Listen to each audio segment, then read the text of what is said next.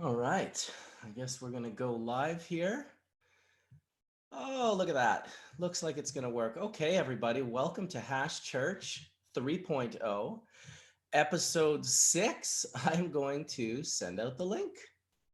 I'm gonna send out the links, and we're gonna go live. I'm so happy that it's gonna work. I can't even tell you all. I was nervous, I'll be honest. I was nervous. Just gonna invite the panel in. Here we go. There's that sent and that sent. I went early. I went live early today because last week, of course, we weren't able to go live. I was very nervous today going live. I thought, geez, maybe this is going to work. Maybe it's not going to work.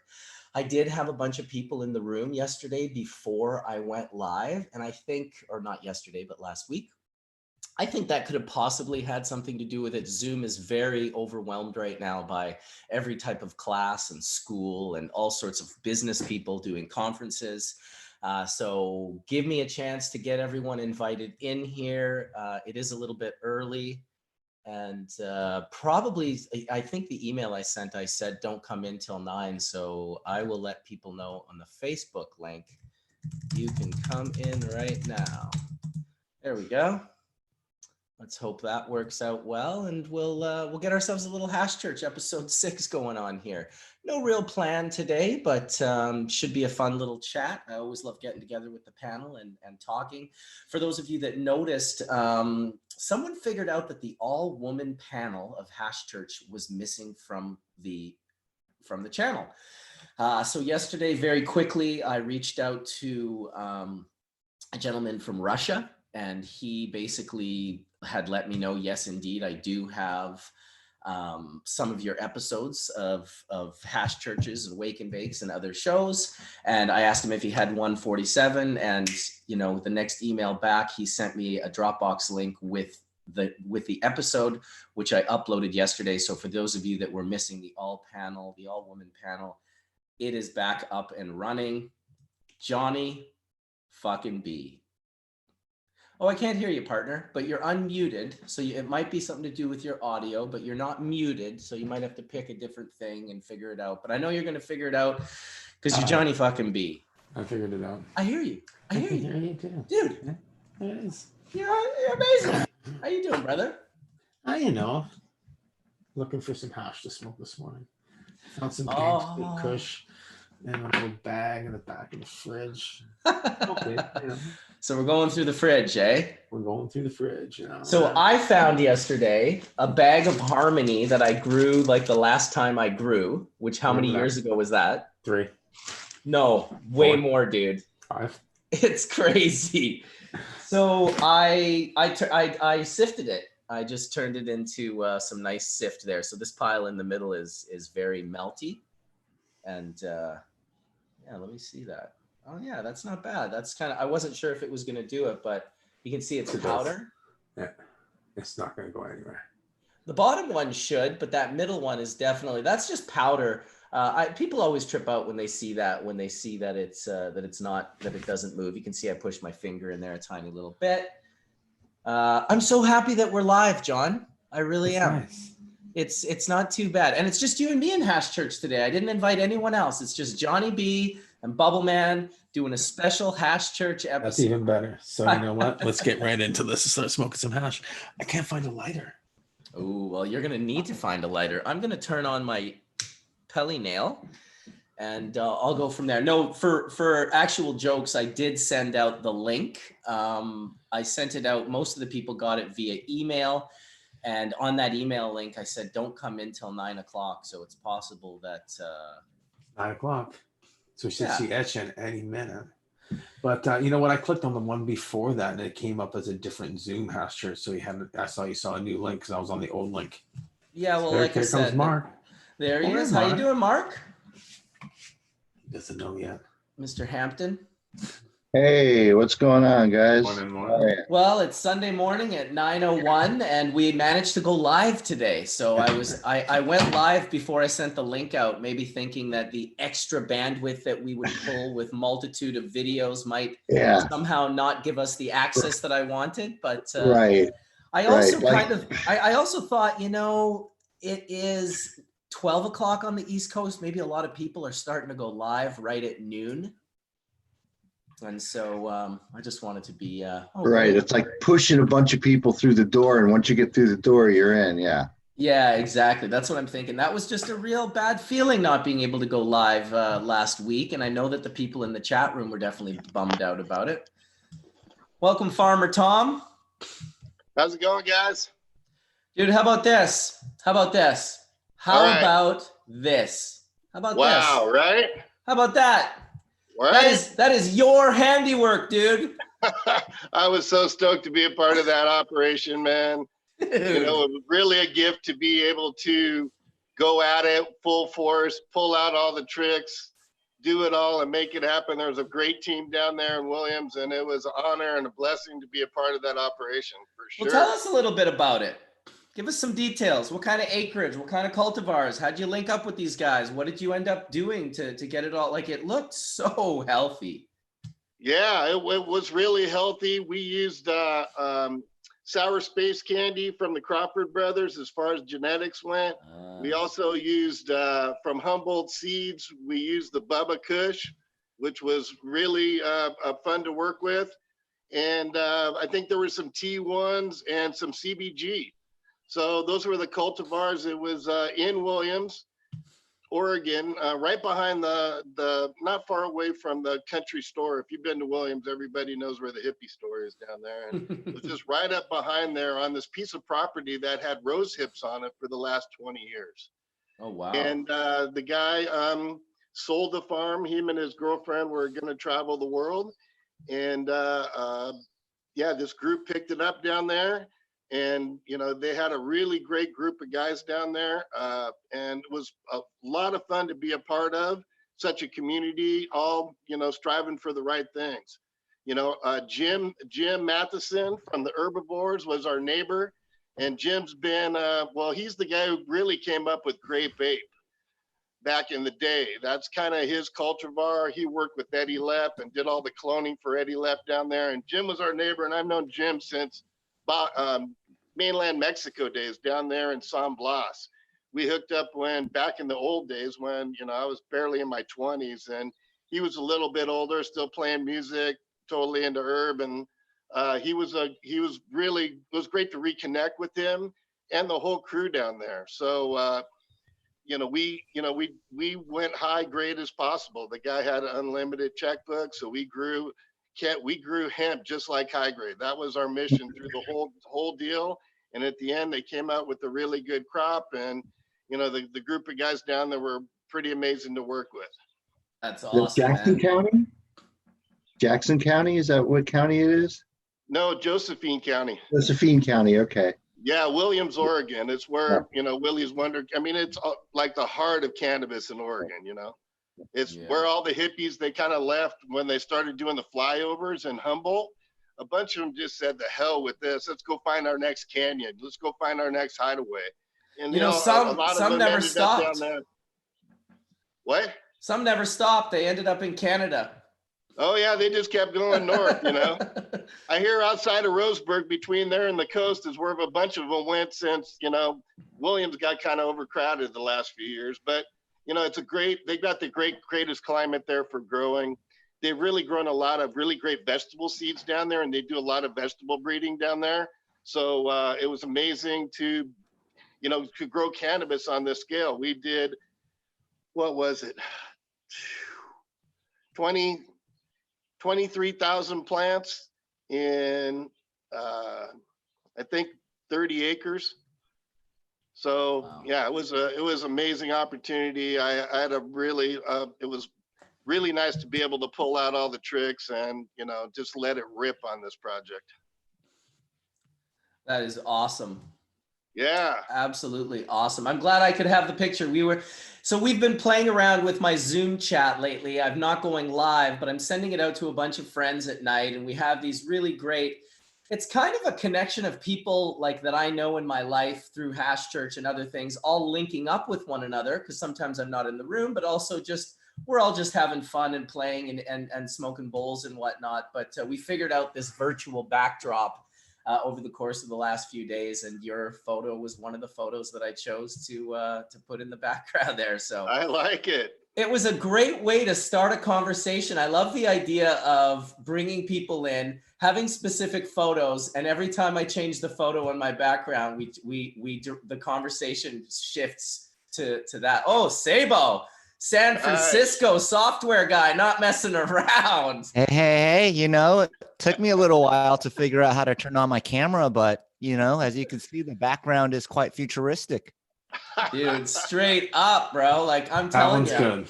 You make me want to go to Hawaii. Let's just go to Hawaii real quick here. We're on the Big Island now. I think I'm entering the fourth dimension. I may have taken some psilocybin mushrooms this morning, allegedly, but we will see. It almost looks like Limitless. If you remember the movie Limitless, where he would eat that pill and it would make his brain like 1,000 times smarter. Did you ever? There was a TV show they made off of it too, but it was a Bradley Cooper movie, Limitless. If you guys haven't seen that, that's a psychedelic movie. The best I could do is inside a Welker poster here. Oh, there you go. There you go. That's awesome. How you doing today, Sabo? Not too bad. Not too bad. Let's see. Excellent. Hanging in there like the rest of you guys, but happy to be online with you guys too. It's I feel like everyone's become like a Zoom master. 2 weeks ago, I wouldn't have known how to do these backgrounds, but now it's like the back of my hand. Zoomer. Yeah. Okay, Zoomer. Exactly. Good. Well put. Well put. Scialdone. How you doing, Josh? Feeling good. It's kind of like, if you look at everything like it's an opportunity, this whole thing has kind of turned out to a great opportunity to start the garden and get all the, things done on the property that we needed to. So tell me for real how much that wallpaper becomes self-reflecting machine elves when you're tripping balls. It's kind of a thing. Especially if you get different lighting on it and everything. It's kind of I never noticed it before. They look like little owls or little birds. Like that shit would come to life on the right little inhalation. I guess that's our background today. I'm just one of the heads today. Just one of the heads. Heady heads. I like it. Exactly. Oh, we better let Hemp Guy in. Hemp Guy's got some surprises for us today. We better let him. I keep forgetting I have to let people in. Sometimes if you're not getting let in, that's my bad. For whatever reason, I when this starts up, I have to give permission to enter the room, and that throws me for a little bit of a loop. Yes, LPD 710. That is 100% dry sifted resin. Oh, Mackie Chloe said he was listening to Terence last night. I had an affinity for Terence McKenna. I'm not sure if you guys got into him as hard as I did. It was probably around 1992, and a partner of mine was friends with this older gentleman. And this older gentleman, he was probably in his 60s, and we were like, not even 20 yet. He was growing really great cannabis, and he had these tapes from the Esalen Institute of Terence McKenna speaking in California with Ralph Abraham and Rupert Sheldrake. And that was pretty mind-blowing to just be like a 18, 19-year-old Winnipeg boy and have someone say, hey, have you heard Psilocybin in the Sands of Time by Terence McKenna at the Esalen Institute? By far one of my favorite Terence McKenna lectures, and my favorite quote from that lecture is him talking about psilocybin mushrooms and saying, these substances do not bathe the ego in a cloud of certitude. And I just thought, man, that's pretty accurate right there. There's definitely no cloud of certitude going down on a 5-gram mushroom trip. That's all. Deep. What's that, Mark? Pretty deep. Oh, dude. And to be so young, to get turned on to Terence, to be so young and then read Archaic Revival and Food of the Gods and The Invisible Landscape and the dialogues at the Edge of the West with Ralph and Rupert. And then there's True Hallucinations came out. And it was just so, like, I've never been more excited for a book to come out than when Terence would release his latest and greatest. So I always think of Kelly meeting him on the beach when I talk about Terence. She's like, oh, I met Terence once just on the beach. We would go and hang out and watch the sunrise. I was like, of course you did, Kelly. Like, that's awesome. And then she would go out and swim with the dolphins. So, right. It's a magical spot there at Kealakekua Bay. I have done this myself, swimming with dolphins, not in some horrible prison in Jamaica or something like that. But I was out in my boat one day, and this huge pod of dolphins kind of started swimming all around the boat, Pacific white-sideds, and I just jumped in the water. I didn't even think. I jumped in the water, and then of course they all took off like torpedoes. And then they started coming back and checking me out, and I could feel them swimming beside me. They'd like rip underneath me and rip beside me. And I'll tell you, the humbling feeling of like how easy, like, you know, you don't think of the dolphin as a violent animal, but I'll tell you, when you jump into the ocean with a couple hundred of them and they start ripping around you, you realize how quickly, like, wow, you are in their zone. That is a very strong animal. And the way it moves through the water is mildly disconcerting when you first jump in, and you feel the sheer velocity of that thing ripping by you. Like, man, if that hit me, that would. I never got that feeling from seals, but I certainly was humbled by dolphins. Marcus, can you hear my voice? I can hear your voice, Sam. How are you doing? I'm doing okay. Excellent. I'm having troubles because I'm trying to do this, but it's really hard for me. Oh, right. You want to show us some things. Is that what you're trying to do? Well, you know what? Listen, if it's too hard, smoke a couple bowls. I'll show you some camp patches. Those are the Campaign Against Marijuana Planters from California, from I think about 1976 to I think it went to 2008 or something like that. These are like Beaverland Dam and stuff like that, or just all camp? No, these are patches, police patches. Oh, the patches. Right. Okay, I get that. Oh, there's the infamous couch right there. If you ever want to get higher than you've ever been in your entire life, that's the couch. Okay, so here we go. Let's see if we can't, maybe if you talk, Sam, it'll put the screen, it'll take your screen. I have no idea. Is it showing? Yes. Okay. Well, these I'm trying to see. That's what good. I'm doing. It's really hard, but so these are some of the early ones from 85 or from 79. There's a really good movie on YouTube from, I think, 1987 called Ganjasaurus Rex. I don't know if anyone's seen it, Ganjasaurus Rex, but it's super funny. Friends of mine made the movie and starred in it. Exactly, they all still live in the area, so there's a bunch of people that know them, and Joey Humboldt local, give it up. What's up? So these are patches that the police themselves have made and were wearing during these busts, correct? Yeah, I'll give you some examples. Okay, so 89, it just says camp, but 2008, it says we're back, and 2090 says eradicators. Jesus. I mean, these are the patches that created PTSD in people. You know what I mean? Like, it's fun to look at them and everything, but it's kind of like, you know, it's kind of. Well, it's like the Holocaust. You don't want to forget about it. You know, like these guys did some great crimes against cannabis growers of humanity, and it's like it can't be forgotten. It's like it's historical now. Like they did some, they fucked with a lot of people. Yeah, I don't know. Death Star Boy Scout. Wow. I honestly still to this day, when I hear helicopters, I just look up.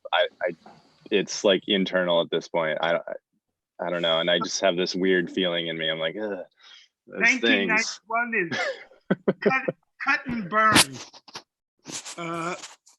92 is opening a new decade. Plant it and we will come. Oh my God, these bastards. When you care enough to send the very best, meaning camp is the very best. Wow. This is no ordinary camp. clear and present danger. I guess they're going to send Harrison Ford. Yeah, you know, it's crazy, Collin. I'm the same way with helicopters. And since moving here, because I have these crazy mountains behind my house, we hear the helicopters all the time. They're not trying to capture grows anymore, but what they're doing is they're looking for people who are lost on the mountain behind my house. And like, you know, it's a lot of the time, I'd say more than 50%, they're retrieving bodies rather than people. Is that a normal thing in BC because there's just so much wilderness there and so many people it depends. are very active? Listen, this is it. I live in an area that seems to be pretty close to the city, so you can access it within 20, 30 minutes. But what you don't realize is it's the back country.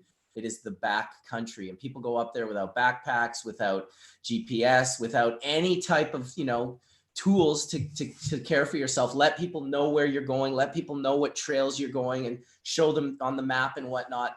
There's a network of trails back there that go on for hours and hours. They lead into different, you know, valleys and gullies and all sorts of different things, cliff bands, and people just end up they don't respect it the way they should. They're not humble.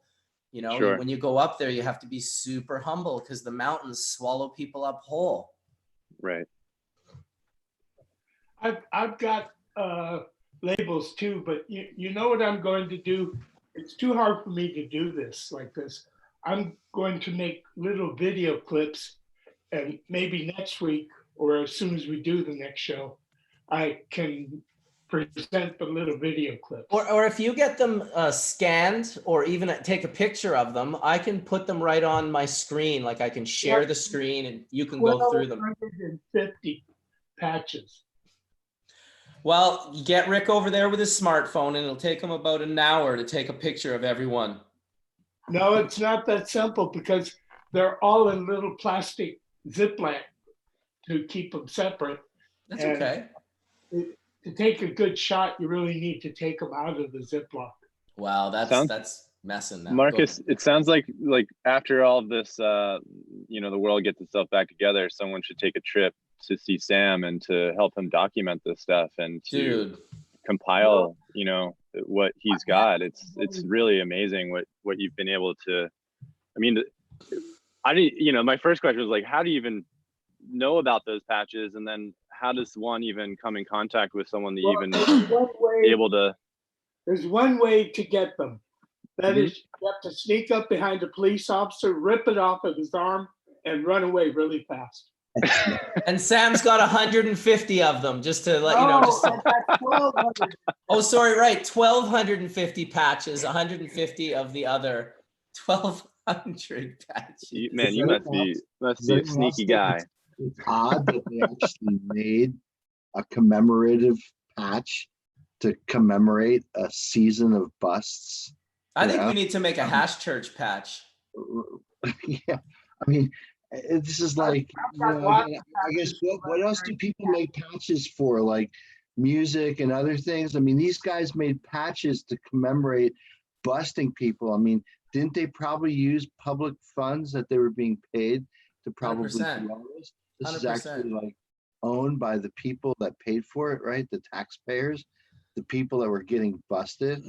I mean, should we be talking about how ludicrous it was that they felt so self-important about what they were doing, that they made a fucking patch about it to put on their fucking sleeve? They wear shit like this, you know? It's like, run away. You know? Yep. People, man. They're people. It doesn't matter what side of the fence you sit on. Everyone's gonna, you know, they're still doing the same things. It's such a strange. The first time I saw those patches, and that was a long time ago, I was just like, what the actual fuck are you talking about? And then he brought out, after he showed me all these patches, then he was like, now check out these. These are like from a group of growers. They were making like their own little labels for their ganja. And this group, Beaverland, was like making it kind of like every year was like, they didn't get us, you know, it was like a little beaver guy, and he'd be like, ooh, that was damn close, you know, like Beaver Dam, 1984, damn close. He's like hiding in the corn. And so it was like this weird little, I mean, you can't have good and evil without evil, right? It's sort of just fills the package. But he's got both sides of those patches. He's got the grower's version as well, which they didn't make patches, but they definitely made labels for their flowers and whatnot. Those patches are so old and tone deaf. You could bring them back almost as a joke right now, you know, and I think a lot of young kids would buy them and, you know, think they're pretty awesome because it's so. Dude, some of them have Grim Reapers with like syringes. It's like, what the fuck are you talking about? They kind of remind me of like skateboard patches or something. You know what I mean? Like you know, like Mark was saying, like band patches and things like that, where, you know, like Sabo just mentioned, if you brought one of those back and designed it pretty well and maybe did a throwback to it, I'd imagine that a lot of people would be interested in having that kind of thing around. There it is, Beaver brand, damn good. There's three more. Damn fine, damn near invisible, damn. Yeah. Damn close. I remember damn close. That's amazing. And those are in color, Sam? Yes, they're in color. Wow. Not only are they in color, but they were, the big ones were put in pounds, like in a big Ziploc with a pound in it. And the smaller ones were for ounces. So what they are is counterculture vegetable crate art. Huh. Well, it's the beginning of cannabis branding, and my, you know, from a design perspective, it's these guys were way ahead of their time in the way they were thinking. I've got ones from the mid '60s. See, that's to me so cool, because it's, you know, the intellect that goes behind something like that is very simple, but it's really profound to me because they're thinking about cannabis in a broader, in a you know, in the sense of monetary, you know, trying to attach a name to it in a way that was branded. Very, very cool. A lot of the earlier ones were not product that the grower had produced. A lot of it was imported product. So they were importers from Mexico or something like that. So Sam, I have a question about imported cannabis, because it's been a topic I've had for a while with some friends of mine. When do you think that we just stopped really becoming a major importer and started becoming more of a domestic producer in the States, or just in North America? What would be the time frame do you think that started to shift over? Many growers in the '60s, so it had to be the '70s or '80s. Okay, interesting. Well, I know when you guys started doing medical down in California, that changed everything, because you guys were buying tens of thousands of pounds from BC in the 90s, mid 90s to late 90s. And then 2000s sort of started rolling around. I don't know how far it took, because I wasn't involved in that anymore. But it definitely, there was a major shift at one point in time where there was no longer a need to bring herb from Canada to the US. I definitely remember that. We were getting the Mexican weed and the Canadian cannabis because there just wasn't enough supply in California for this first couple of years. And then really they started cracking down on the border. I think that's what's happening. The border got tighter up there. So, and domestic production. Operation Intercept by Nixon in 1968. Well, that's taking it back a little further. Yeah. I was there. I believe it. Of course you were there. Hey, let's all shout out Occult Botany, who's in the chat room right now. He's saying to Sabo Shen, I love my Evo. Thank you for making it. But he has an enormous amount of hash churches saved on his computer hard drive. And the all-woman episode, the all-woman panel, somehow I went to look for it the other day. Episode 147. It was totally deleted off my channel. And I emailed him up, and 3 minutes later, apparently he's in Russia. He sent me the entire video, 1.5 gigs through Dropbox. So I uploaded it, had to put my trust out there. I was like, Jesus Christ, I hope this isn't another hack thing where I'm gonna regret this. But I took the file from him, I uploaded it, and I want to give him a shout out because he is he saved that's my favorite episode of Hash Church. Take control of your computer and try to offer Bitcoins. Not yet, not yet. I'm hoping that I feel that he's a good person. I really do. I feel that he's a good person after emailing with him a little bit, and I put my trust in him, and I just wanted to give him a shout out and let everyone in the room know that that's really cool that he's got our backs that way, because man, when you have an episode that's streamed live, if nobody has it, it's gone. And it hurt my soul to think that episode was gone. So it's back up on the channel. I just uploaded it yesterday, actually. So anyone that wants to go check that out with Dr. Natasha and Dr. Marcia and Rosie and Hillary and Amanda Siebert's on there. There's a whole vast variety on there, but it has inspired me to want to do another one. You'll have to be there for that, Debbie. I want to get another all-woman panel and more than 10, like maybe 15 to 20, and just let you guys do your thing and make another great episode of Hash Church. I'm loving those the Zoom backgrounds. Those are so cool. I was reading that you could do that. I got to figure that out. Oh yeah, we've been playing for the last little while. I'm not gonna lie, we've been playing around with Zoom. I can do it on my phone, but I can't do it on my computer. I tried out right now. Oh yeah, no, it's super cool. It's you got to update your Zoom if it's an older version of Zoom, but you can put all sorts of fun little backgrounds up, and it just kind of changes it up a little bit. How you doing, D420K? Doing fucking spectacular this morning, buddy. Right, we've been keeping it on the down low with our like late night chats. It's been good, hasn't it? Yeah. Well, yeah. After our night last night, I was doing some more trimming, and I mixed some DMT with my rosin there, and did about 4 or 5 blasts. I haven't gone to bed yet. I kind of got this this thing in me, like I couldn't go to bed without doing all the shit I needed to do. I cleaned my house up. It was like I've never done crystal meth, don't get me wrong, but it's like I did some and got on a cleaning mode, and holy fuck, man, I cleaned my house up. I went grocery shopping at 8 o'clock. Soon as the seniors were done their grocery shopping, I went in there, masked up, fucking got like fucking $600 worth of shit. It's all stacked up. I can't believe what I got done, accomplished, and everything like that.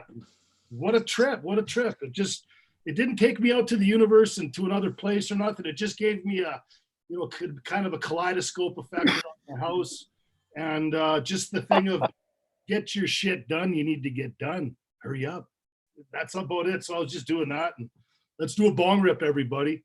Bong rip, mother lovers. Yeah, let's do a bong rip for Josh and Kelly. They're actually dealing with their dog right now, who's passing away like during this episode. He's been dying for a couple of days now. Yeah, so let's send our love and our positivity to Josh and Kelly, the Dragonfly Earth Medicine, and their doggy, and I'm sure I just had to put my kitty down. I just had to put a kitty down to a pet, just like before this pandemic. Very sad losing pets.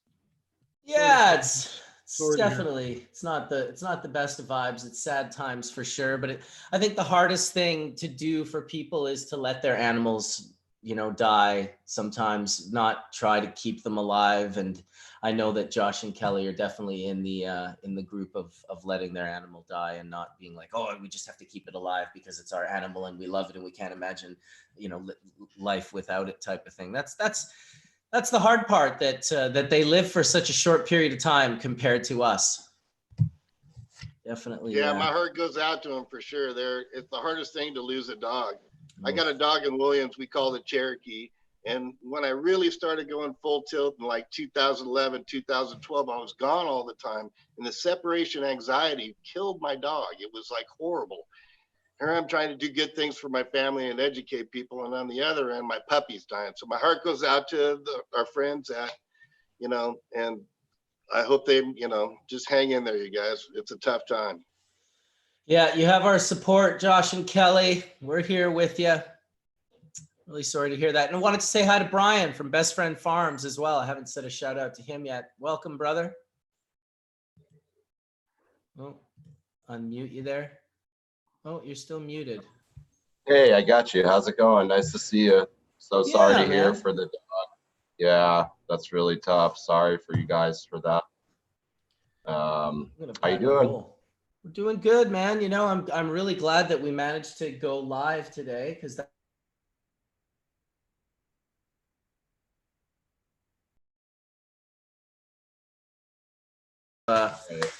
just a little stuck in my claw a bit, where you just want to go live, but you can't. But people still watched, and we still got the information out. I feel that these live streams, 90% of it is that it's live. Right. Shout out to Terp's Army too. I put my shirt on today. He gave this to me last year in Barcelona, and I haven't worn it once. And today I was like, I'm gonna give out my Lorenzo a shout out from Italy, from the Terp's Army. He's this guy's always winning every contest he enters. He's just produces super fire.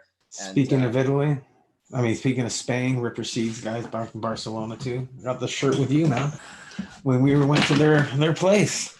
Dude, I had that video on the other day where you were unconscious, passed out from all the dabs. Dab done. The GTFO Johnny B video, for those of you that haven't seen it. I did a whole series of shots of John unconscious in chairs, in cars, at hotels, through a everywhere. Trip that we did to Spain. Yeah, he was just like unconscious in every variety of way that you could possibly do. And I made a nice little edit of his DTFO. And I don't know what I put the title under, but apparently it's on YouTube.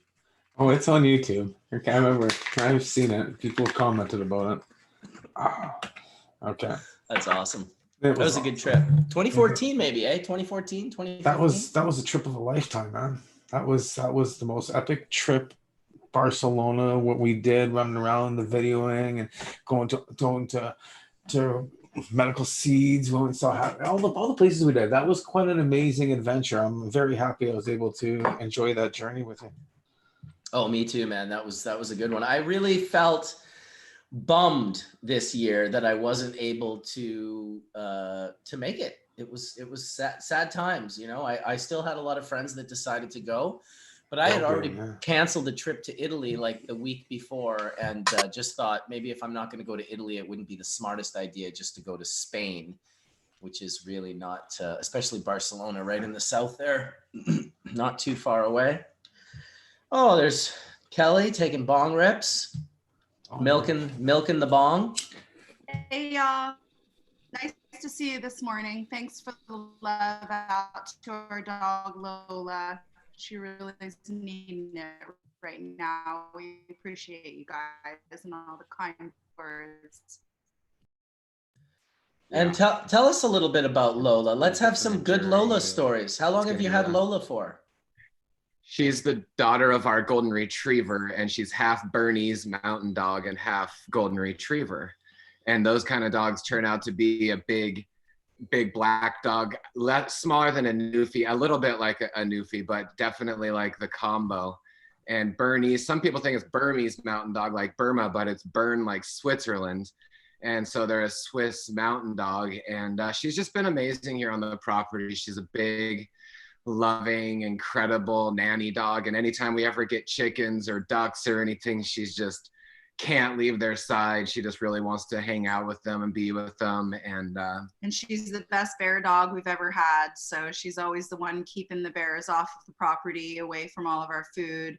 So now that she's passing, we're gonna have to put up a fence. She's been our, our groundskeeper for a really long time. We do have 2 other golden retrievers still. Her father is still alive and he's with us. So we have a pack of 3 and 2 of them are kind of getting older, but we're thankful. We've had an amazing life here, and they've pretty much been on the property ever since we've been on here. This is our 14th summer. So, it's the part of stories of Lola. Yeah, it's good.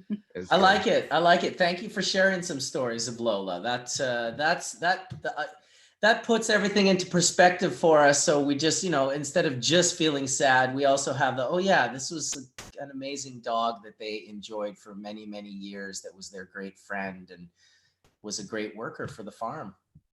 Bernese mountain dogs often, have heart problems. And so they can die around 8 years old often, which is really sad. They're the lovingest, most amazing dogs. So this one, she's lived a lot longer than that. And, we've been giving her cannabis oil and mushroom oil and all the stuff we give our dogs, every day, always, and stuff. So we definitely feel like that's given her an amazing quality of life. And so more than anything, we're really just thankful for the time we've had, And I've got to say, yet again, cannabis to the rescue. You know, it helped my mom die.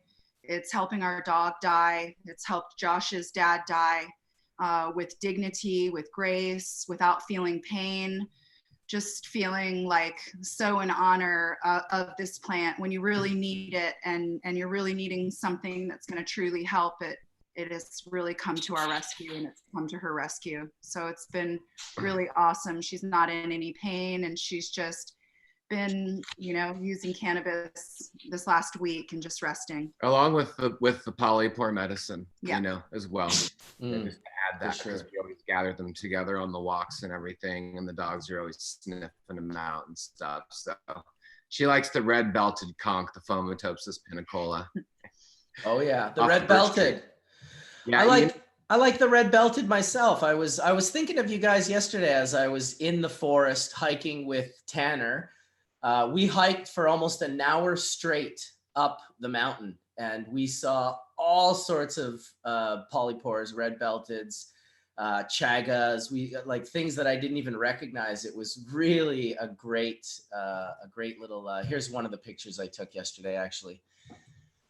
Yeah, and that's a beautiful red belted conch, Fomitopsis pinicola. The pinicola, you know, is inhabiting pine. But that Fomitopsis, that pinicola, it grows on birch, you know, which I would think you'd call it a Fomitopsis betulinus because of the betulinic acid in the birch tree, and is a bit of a different form. It gets a little more bulbous around the outside where the red belt is and everything, and it's nice. Everyone should learn betulinic acid in birch trees. It's probably one of the most medicinal trees on earth. And you know, you can bark. That's why chaga is so amazing, because chaga synthesizes the betulinic acid and creates superoxide dismutase, which is in the longevity enzyme, the highest living organism on earth that has the highest SODs in it is a turtle. And they can live, as we know, hundreds of years. So often birch, when it's dead in the forest, the birch bark will stay totally intact while the whole entire log on the inside rots out of it, because there's these longevity enzymes within the bark that totally keep it alive. And so it's really beautiful, and it's a northern tree, you know, so it gives medicine to the north. You know, a lot of people grow medicine around the equator and south. And right now is a wonderful time to tap the birch tree. And when you tap it, you know, this beautiful sweet water comes out of it that's completely, it has full spectrum vitamins, minerals, nutrients, everything that you could think of it. Tons of polysaccharides, and it's really healthy for us during these times when we're coming out of a long winter. Similar to the maple tree, the birch tree does that. And I would also add this, that there's an ORAC rating, if everyone doesn't know about that, ORAC, and that's how you rate an antioxidant within food or medicines. And the chaga has off the charts amount of ORAC rating in it. So it's the highest amount of antioxidants of anything on earth, you know, by 100,000, you know, it's pretty phenomenal. So chaga is an important. Well, I saw so many of them yesterday on my hike, but the one I'm looking for that I still haven't found in my backyard is agarikon. Agarikon is more on Douglas fir. So if you're in a Douglas fir old growth area, you're more likely to find it, and it's an old growth style polypore, multiple years. You know, it's harder to find, but it's once you get clued in and you find certain areas. That's why old growth is important. And also the native people up in your zone and area, Marcus, is actually, you know, have the oldest paintings and pictographs of the agarikon. So your zone and region actually is where it's found. Oh no, it's here for sure. It's here. I know that. It's just the mushroom tends to grow quite high up sometimes in the trees. It's not like and then the trails here, if you misstep, it's like a 500-foot cliff down the mountain. Like it's not a drop, but it's like you will roll and you will not stop unless you get like, you know, stuck on a tree branch or something. And I'm with my 5-year-old and my little dog up there. Tanner legitimately ran up the mountain yesterday for 43 minutes straight, like an Olympic athlete, just running. We're both, Shar and I were like, Tanner, like slow down. There's a really cool book called The Wild Redwoods, and it talks about how they first climbed the redwoods, and the old growth redwood trees, the first branch is about 90 to 100 feet up. So it's, you know, it's nearly impossible to climb that. So they learned from the International Arborist Society to use a crossbow with a fishing line on it. So they take a crossbow and they try and get the bow over the first branch with fishing line, and then they pull the rope over, and then eventually they tie a knot up there, and then they use a jig. And I think Tanner would really like this. You get him like a harness and a jig to where you're just, you know, you push yourself up with your foot, and he could climb up and get your agaricon for you over the 500-foot cliff. I think it would work out great. I like it. It's where he's growing up, right? This is his playground. So, and we're spending at least an hour to 2 hours in the forest every day with my family. So we're just we're so blessed to be able to walk out the back door and hit a network of trails that is just so beautiful. The trees are just covered in moss. The mushrooms are everywhere. You just have to make sure you don't take your eyes off of your feet for very long. You really have to stop and enjoy the view, because if you try to enjoy it while you're walking, it could become a little dangerous. And also the water melts, and as the snow melts, the rivers start getting crazy up here. Oh, so you really don't want to actually accidentally fall in the river either. No, the trails we've been taking have been avoiding the crossings of the rivers, because there are certain trails, like one called Unnecessary Mountain, that is, you have to cross this river. I've done it many times on my dirt bike. And at one point in time, it becomes impossible. Like when the spring melt happens, there's like a month to 2 month period where this little river suddenly becomes like 12 to 15 feet wide and, you know, like 5 to 6 feet deep from something that was just nothing comparable. The melt and the rains, good old spring. Hey, welcome, Etienne. Hello, beautiful peoples. How are we doing?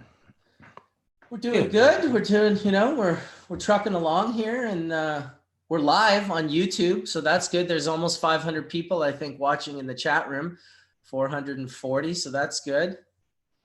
Hey, I just wanted to send love and healing power to Debbie. I know you're going through a tough time right now, so much love, much respect, and hope you heal and get past this hell quickly. Very nice. I got a negative test result, thank goodness. Oh, yeah. I went through the ringer, you guys. I got very ill during a quarantine. My daughter's school got the coronavirus. Four people are down. There's an 18-year-old kid on a ventilator right now from her school. So we had first-hand contact. They put us in quarantine, and then we got symptoms. So they tested us. It was a very scary time, but we came up negative. We have the flu. I have an ear infection. So, man, I'll tell you, we gotta get together as a community and help the first responders. We have a nurse on staff, Nurse Barbara Blazer. We're gonna start a GoFundMe for first responders, because I'll tell you, they're stressed, they're scared. They literally don't have equipment. The aide, for example, had to stand 6 feet away because they don't have enough equipment to be anywhere near the patients. So I'd love it if I could get some unity from people on a GoFundMe from the cannabis industry to the totally stressed first responders. So you can expect that coming out from us. And Etienne, maybe we can get together on that too. So I'll post it in the Hash Church forum as well. And I can even post it in the comment section of this video once it's created. Excellent. So appreciated. Happy to help along, Debbie. Thank you again for your help this week. We had another Herculean lift here in California. Well, Berkeley decided the Berkeley Health Department hates cannabis, always has hated cannabis, always will. And they kind of played some dirty pool on us in the middle of the night, basically 6:30 before the next working day. They basically sent out letters saying, you have to close your front doors, people. You can't do, everybody else can do curbside delivery but cannabis. And we're like, wait, that's wrong. So We literally had to activate our entire networks. Everybody, all the dispensaries in Berkeley, all activated their networks. And after a lot of hard fighting, we're able to reverse that, and we can go to delivery and curbside. We had delivery and had delivery ready, but everybody else was stuck and really screwed over. So I was like, fuck this. We got to fight for everybody. Everybody's got to have access. Period. End of story. I cannot sit here and just do my delivery and go, ha ha ha, everybody. No, we're old school. We're all unity. We all fight together. We fought together. Our communities came out. We had to literally flip 5 city council members, and we're able to lobby and change that in a matter of 24 hours, which was incredible. And also leads to years of activism that we've been doing and working. Was a success to finally, and frustration while going through this, to still have to fight for my patients' access and right, and we did. So thank you, Debbie. Thank you, all Berkeley dispensaries. Thank you, City Council. Thank you, Mayor of Berkeley. We did it again. But you know what, Etienne, it's what you do, bro. It's what you guys do. It's like, I don't even know if you guys would know any, like you and Debbie, what the fuck would you be doing? Like, if you weren't just like crushing the enemy, like constantly, like just like nonstop. That's what I was thinking. Like, don't these people know us? They really think this is gonna fly? Like, I don't know if you guys know, but I have an Oakland dispensary and a Berkeley dispensary. My Berkeley dispensary, I'm partnered with the coolest guys, the owners of Amoeba Music record stores. So we opened up a dispensary right next to the record store there on Telegraph Avenue. Yeah, they literally sent us a note and said, you got to close by tomorrow. That's it. You know, today's your last day. Are you kidding me? We've got like 20, 30,000 people depending on us for their cannabis. And you're just going to give us notice for no reason at all. No reason at all. Were liquor stores still allowed to be open? Yeah, liquor stores are fine. Restaurants are fine. Any other essential health service was fine. But like Etienne said, the Health Commission is mad at us because we just won something. In Berkeley, we fought and won for on-site cannabis consumption at dispensaries. And the City Health Commission said no. They were so against us. They put their recommendation to the City Council that no way should this happen at all. And the City Council ignored them. They voted for us instead. So those guys were pissed off, and the first chance they had to retaliate was this, and so that's what they did. They just said, oh, we're closing you guys. You got like 5 hours notice to close your doors. And we were just like, really? No, that's not gonna work for us. That's some bullshit for sure. I was happy to see our Minister of Safety and Justice, or whatever his title is, go on and deem cannabis as an essential like service. I was like, okay, all right, this is good. That's right. In Oakland, it was the opposite because we had our shelter in place went in place, and I emailed the city council, and that night, I never have city council get in touch with me, but the very night of shelter in place was announced, 2 council members responded to me.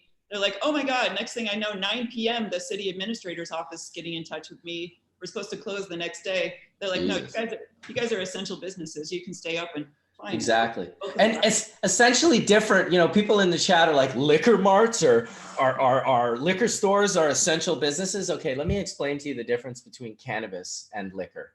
Cannabis will keep people, it's great for cabin fever. It's essential for so many different things that people are using, both, you know, in the medicinal world. It's a wonderful tool for the recreational adult use. Now, alcohol, on the other hand, the reason it's essential is because all of the alcoholics would end up taking hospital beds if you stopped giving them access to alcohol. They would legitimately, some of them would end up in the hospital, and that would be a strain on the healthcare. And that's why the liquor stores are essential, to keep the alcoholics from taking up hospital beds that COVID-19 patients will need.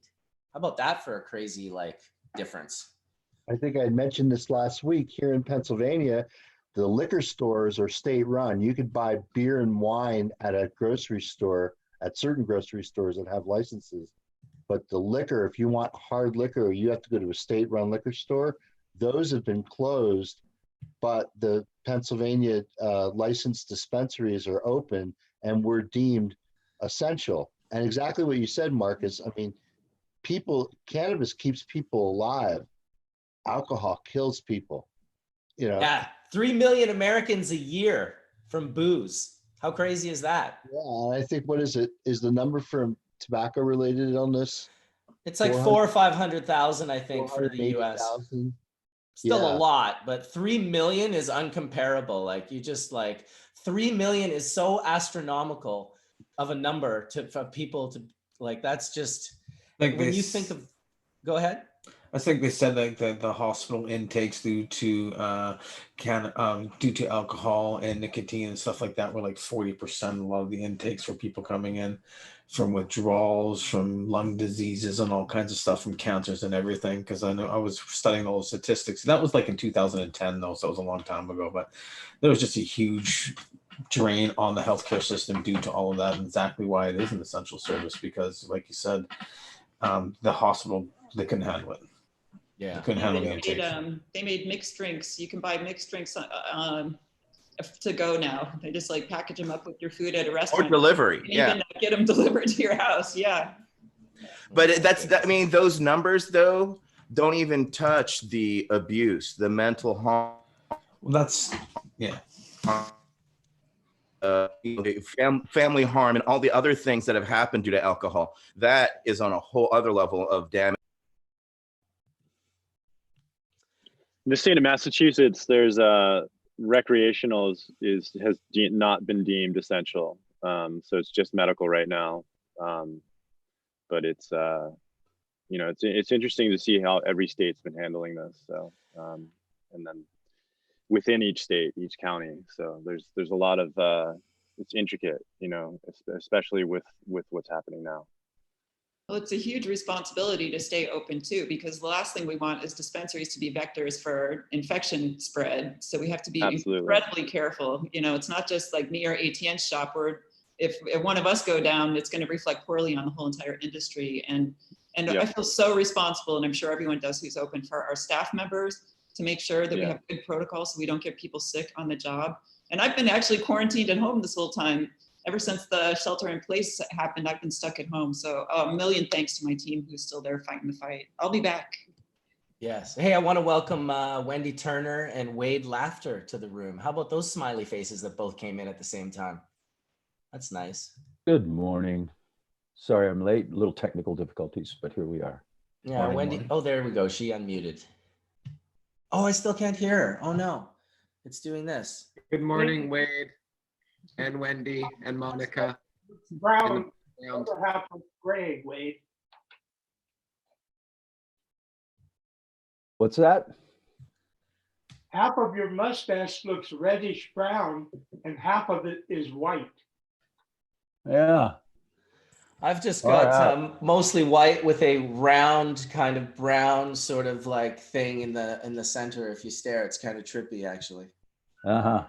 Well, psychedelic for everyone this morning. That's what I'm saying. Hopefully Wendy can get her microphone working. Some people have come in and they've been talking without their mic on and it didn't work. How did you fix that? You went to your mic on the bottom left and just picked microphone or something, or sometimes you have to go into your preferences and select your sound and check your output or input.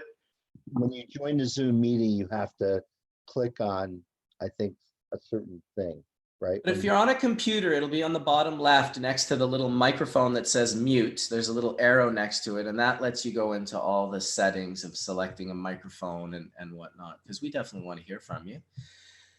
It's nice to join with everyone. We got a good group today. There's 12 of us in here right now. And we're live this week too. Hey. And we're live with 443 people. No, sorry, 444. Can't keep up. They're dropping, they're coming back in, they're dropping, they're coming back in. Just messing with me. By the way, another thing I think we have to do as a community is prep for 420. We can't have people rushing dispensaries around the nation or, in Canada on 420. We got to figure out how to spread it out, flatten the line, flatten the 420 line. Yeah. One thing that we're working on right now is an online 420 party, 11 to 7. Get your cannabis early, go home for the online party for 420. So I really think whatever our messaging is, it has to be, don't rush to dispensaries on 420. You got all month to get there. Do not line up 600 people deep outside of our facility. That could be a huge problem. I would also definitely say, and it should go without saying, that if you're feeling like, symptoms, you're feeling sick, like these dispensaries, some of them are medical and people have immune compromised systems.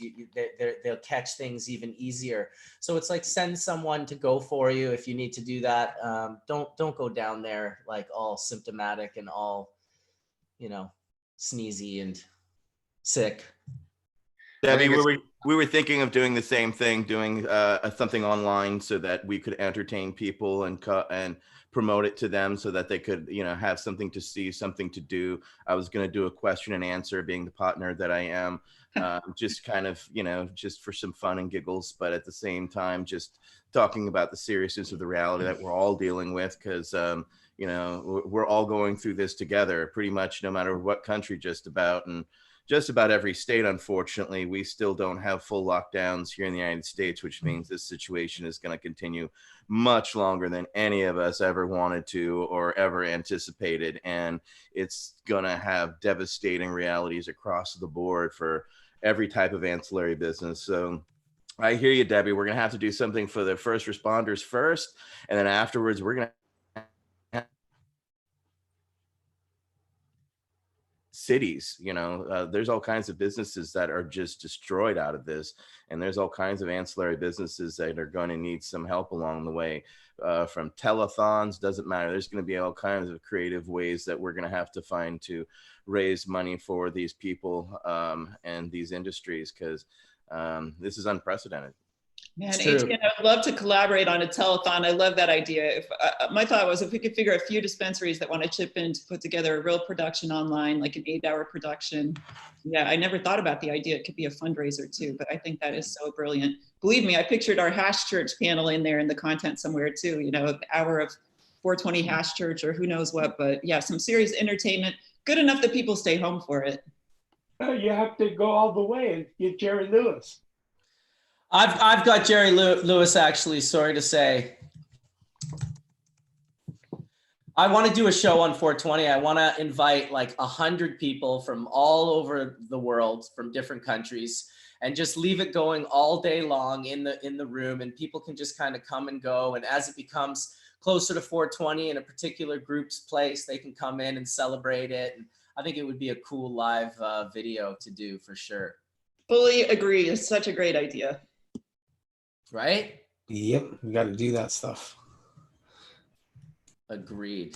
We're That's very and we have to think outside the box, and we're the outside box kind of thinkers and doers, right? We always have been. So let's just figure out ways how we can help our community, and the ideas you guys are watching us do here in chat. You can take these ideas, talk to your local dispensaries, and steal these ideas, and we can spread them throughout, because they're good ideas. We definitely have to keep people home. We definitely don't want us to see what we've seen for years, which is literally lines around the block. That is fucking dangerous now. We cannot do that.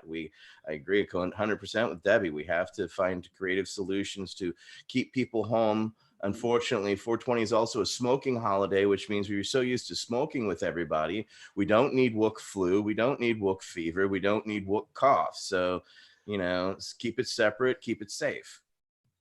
We do need wook sauce. And, there's things we need from the wook. So let's, you know what I'm saying? I'm just going to... Just not the wook flu and the wook cough. That is not something, this is the unique thing about this virus is that it really does attack the lungs. It is a respiratory illness. So it's even not a bad time, like Debbie said, like an 18-year-old kid's on a ventilator, like you don't know how your DNA is going to react to this virus. They don't know if it is blood types and what all the nuances and variables are at play that create someone who's seemingly perfectly healthy. Go ahead. They did find that it does attach to your neurons, but especially at the base of the brain, right where you breathe. So that they have definitely found is it goes directly to the brain stems and turns it off at the actual tap.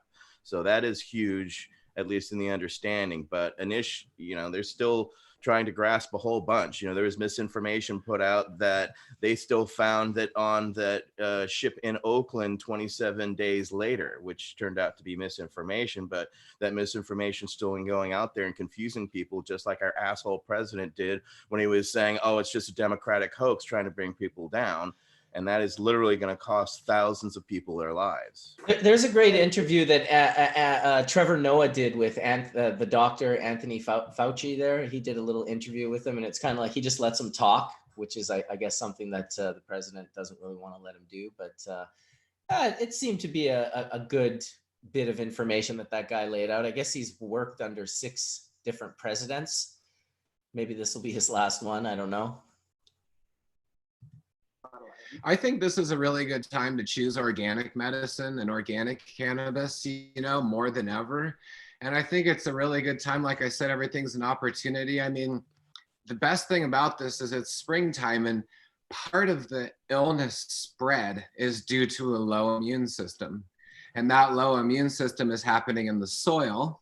And that's why regenerative living soils are so important, because they make the plant living, and they bring medicine to the plant, which then in turn brings medicine to us. So if we want to look towards the future, we really got to take this time where we're sitting, you know, to go beyond, you know, politics and the medical world, and just go back to the land, you know, and not as a cliche term, but to learn about composting and building gardens. I mean, going back to the land. Yeah, go ahead. Well, I was going to ask right now, I mean, prepping the soil, we're past sort of, because we're in spring. So I'm looking at Farmer Tom there, because they're getting ready to plant or already have planted hemp. What are the hemp farmers doing this year, and what can they do due to the this unfortunate, you know, coronavirus situation? They're actually limited in what they can do. What can they get their field workers out there doing what they need to do? Can they plant? Can they harvest? Yeah, we're pretty much on schedule on our farm in the States. We've got all of our seeds planted. We have mothers left over. We're making clones from last year. We're pretty much on course, except for this year. We're going to do about half the amount of hemp, and, you know, double up on the vegetable side. We got a community that we've been feeding there in Vancouver, Washington for quite some time. And I think more than ever, people need clean produce to eat. So, you know, along with the medicine, we also want to, and have forever, encourage clean organic food. So so we're definitely on. I'm encouraging all of our students at the Hemp Farming Academy to double up on the vegetables this year.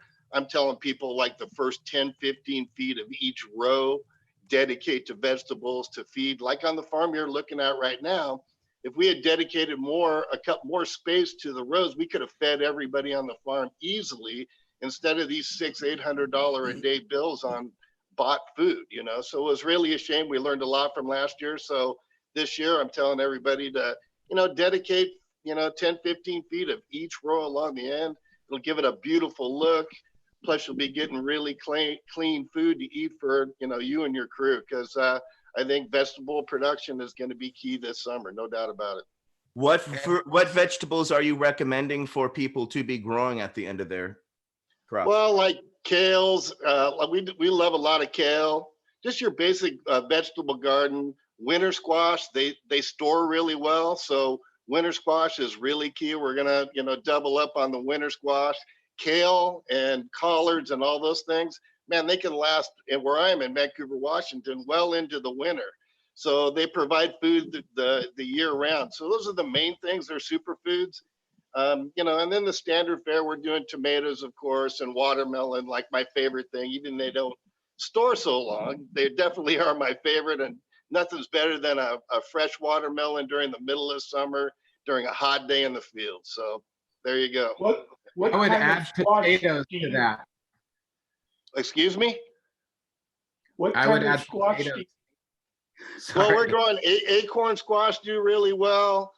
We're also growing some, I like Cinderella pumpkins. Not only the seeds are really good on the Cinderella pumpkins, but the meat is really exceptional.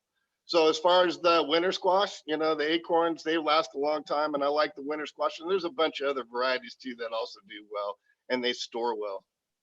Which variety do you find stores the best? Stores the longest? The acorn squash, they store really well, definitely. So I think those are the best storing. They've got a really hard shell on them, and they last a long time. The key is like during the beginning, at the end of the year, pull them out of the fields. We like to bring them into the house and kind of harden them off by the wood stove. Not too close, but just give them, and they kind of harden up, and they last a lot longer from my experience. A lot of the winter squashes like to get a tiny frost on them or a little coldness right before you bring them in to harden them off too. And Hardens off their skin. And it can, you know, make them a little sweeter. Another thing to add to the end of your hemp rows is potatoes and root vegetables, you know, and even yacon, the South American tuber, would be a really amazing thing. Another thing you could grow would be like sea buckthorn bushes, because it's super high in vitamin C, and we know that vitamin C is one of the things that's really, really helping us through this sickness. Even goji berries and other superfood berries are really smart to have as a perennial, even on the aisle in between, and potentially surrounding your whole hemp farm with fruit trees, a variety of different types of trees and food forest varieties, which you could then grow dynamic accumulators like comfreys and mints and nettles and even horsetail if you're in a watery area, which you can use for nutrients on your land. And Tom, I really love the what you're food forest has always been my dream, you know. It's just, for me, it's, you know, we're kind of a small operation and it's really hard to keep up on everything. I just, you know, we've got a few apple trees and cherries and, you know, and they do pretty good during the winter. Although I'd really like a really nice food forest garden, you know. That's kind of my goal, and it always has been. So maybe later in my life, when I got a little bit more time, I can focus on everything. Takes time. One thing is nice about the springtime is as you're pruning off all the little branches, you can just plant those branches right into the ground. And so you could potentially make the starting of a fence, you know, in certain areas or just corners. You could create little zones and, you know, and just propagate it that way. You know, it's just fun, you know, it's whatever you can do. Yep.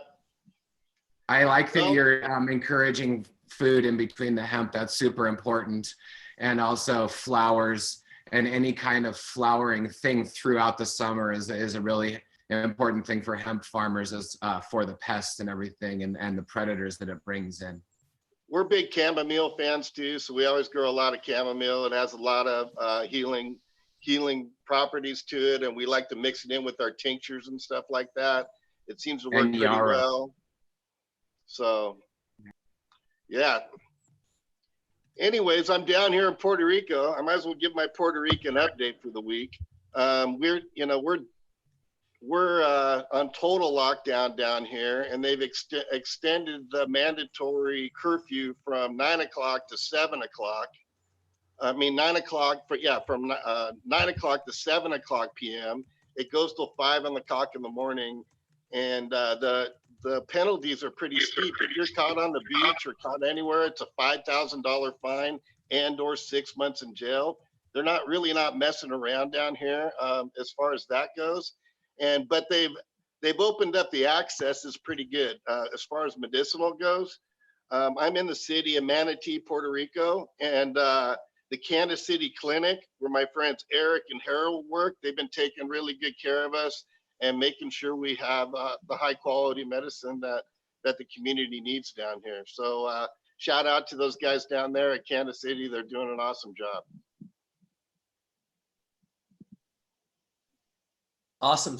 Thanks for that, Farmer Tom. Do appreciate the updates around the world and what people are doing in different spots. Hey, Wendy, you get your mic working? Let me. Can you hear? Try. Oh. There it is. Can you hear me? Yes. We can hear you. Hey. Oh my goodness. Hi guys, how are you all? It's been so long. It feels like I see you on the internet all the time, and on Facebook, but I don't get to actually talk to you guys. So it's nice. Yes, it's been a while for sure. We're definitely looking forward to an update from you and the fam. I know you've been going through all sorts of things. Like, holy smokes. Oh, we're pretty busy all the time.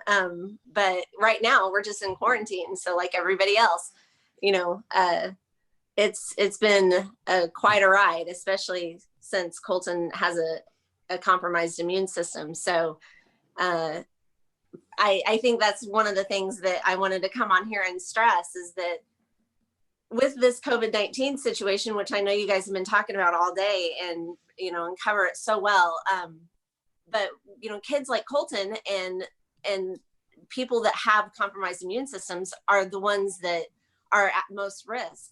And not that they're the ones that are actually dying out of all this, because we've heard so many crazy stories, but you know, we have to watch out for each other. We're a community and we're a family here. And regardless of if we're actually blood or not, and we have to take care of each other and make sure that we don't spread this virus any more than it is already. So we've been quarantined for the last week and a half, and Colton is, he doesn't understand his days and nights anymore. So that's why he's not on. So he did want me to tell you guys hello and that he's doing well. But his brother is home from Texas, and they stay up all night playing video games and doing their thing. So he has been sleeping most of the day. I feel like I have 2 newborn babies again that I'm trying to wake them up at 9 o'clock in the morning saying, come on, you guys, let's go. Oh. But there's just not any activity. So, you know, we've been watching a lot of TV and, you know, we've watched Tiger King twice. So it's pretty bad in the turn. Oh my goodness. All right, Wendy. Do you believe Carol killed her husband? You know what? Okay, so the first time I watched it, yes, sardine oil. I'm telling you, I don't know. Hey, no spoilers. No spoilers. Wait a second. Right, I'm only on episode 2. Come on now. Wait a second. The second time I watched it, you guys have to watch it again. I'm telling you, watch it a second time, because then you'll be like, oh, well, that's kind of weird that she would say something like that. So it's just been now we're just finding the little nuancy, you know, clues that maybe she didn't, maybe he actually went to Costa Rica and, you know, he had all of this money that he was hoarding and that he was hiding, and I just don't know. I mean, in the beginning, I thought, yes, for sure, that bitch is crazy. But now I don't know. Methamphetamine and tigers don't mix. That's basically what the show is. And it was in Florida? Really? No, it's in Oklahoma. Oklahoma. Yeah. She was in Florida. She was in Florida. Yeah. And then the other guy is in South Carolina. The Doc Antle guy or whatever. But right. yeah, I recognize that guy from like the Tonight Show, like going on like late night TV with animals when I was like a kid. I was like, was that the same guy? That show is so crazy that it's what could be better for a family to do during quarantine than just watch the Tiger King. I have no idea. If you can give me some suggestions to watch more things, we're open for it, because we have absolutely nothing to do. So watch McMillions. It's a story of how people ripped off McDonald's for the Monopoly game. FBI, everything fascinating. Yeah, it's one of the things that Tommy wants to watch was McMillions. So yeah, we have that on our list, I think, for tonight, actually. Wow. Well, I'll tell you one thing about all of this quarantining. If what we're doing in life is I just want to try and create a reality where I can spend as much time with my family and my friends, right? Like that's what you want to do, but you inevitably end up working to try and earn that time. And that working actually takes that time away from you that you get to.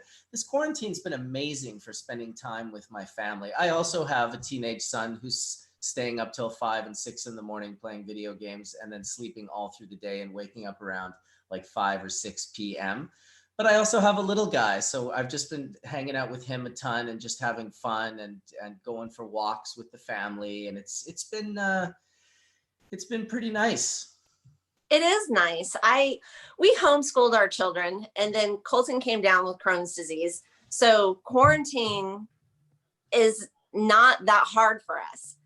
We do know how to occupy our time pretty well, but all my friends' kids that go to public school are having a really hard time with all of this because they want to see their friends. They're more social.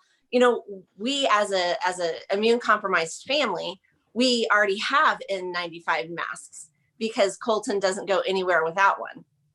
Well, I get it. I mean, we're the same way as back in the day as law-breaking citizens who grew stinky herbs. We just quarantined ourselves like you wouldn't believe. That's what I was gonna say. I was a grower for years, so I've been quarantined for so long. This is like, woohoo!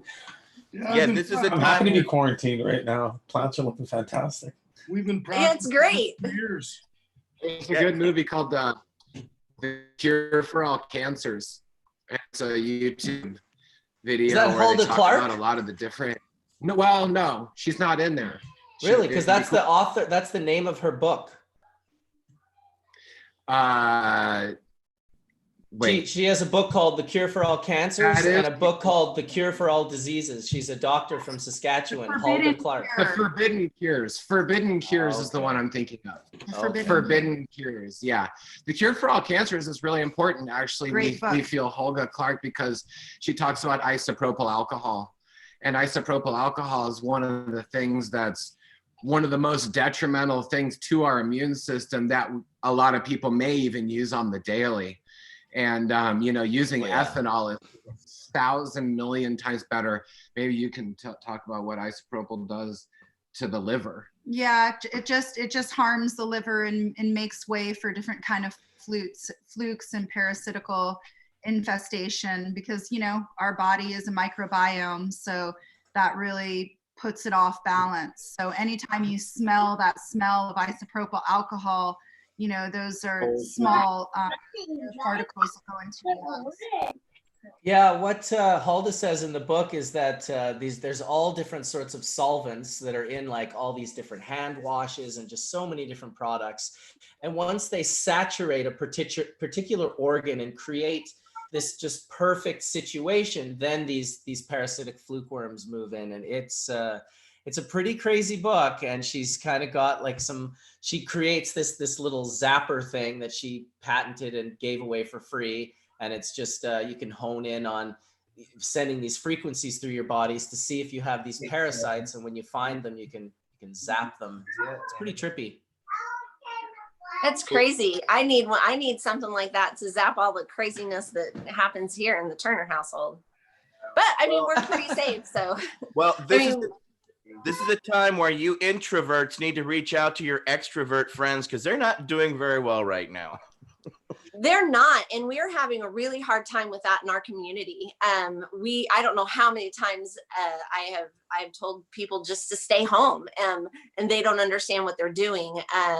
You know, we own a gym, a gymnastics facility, which is probably not going to. We're not going to survive this situation because we had to close. And closing means that we don't have any income coming in. So how are we going to pay our mortgage? So hopefully we get a deferment and all that stuff and it goes okay. But we have to drive past the gym to go to come back and forth from our house. And we have to pass Walmart. And our Walmart is packed full of people. And I'm like, why are you people not staying home? We have a town of 6,000 people. This should not be that hard. You know, I don't understand it. And the county next to ours, we don't have any cases so far that we know of, which is also a controversy in our county. But the county beside us does. And we're only maybe 15 minutes away from each other. And the big cities are. And people come back and forth to that big city to go to Target, to go to Lowe's, to go places. And nobody seems to care. And, you know, I hear stories on Facebook saying, oh, my kid went over to this person's house and they spent the evening over there. And then they went this person's house the next day. And I'm like, why are you guys not taking this seriously?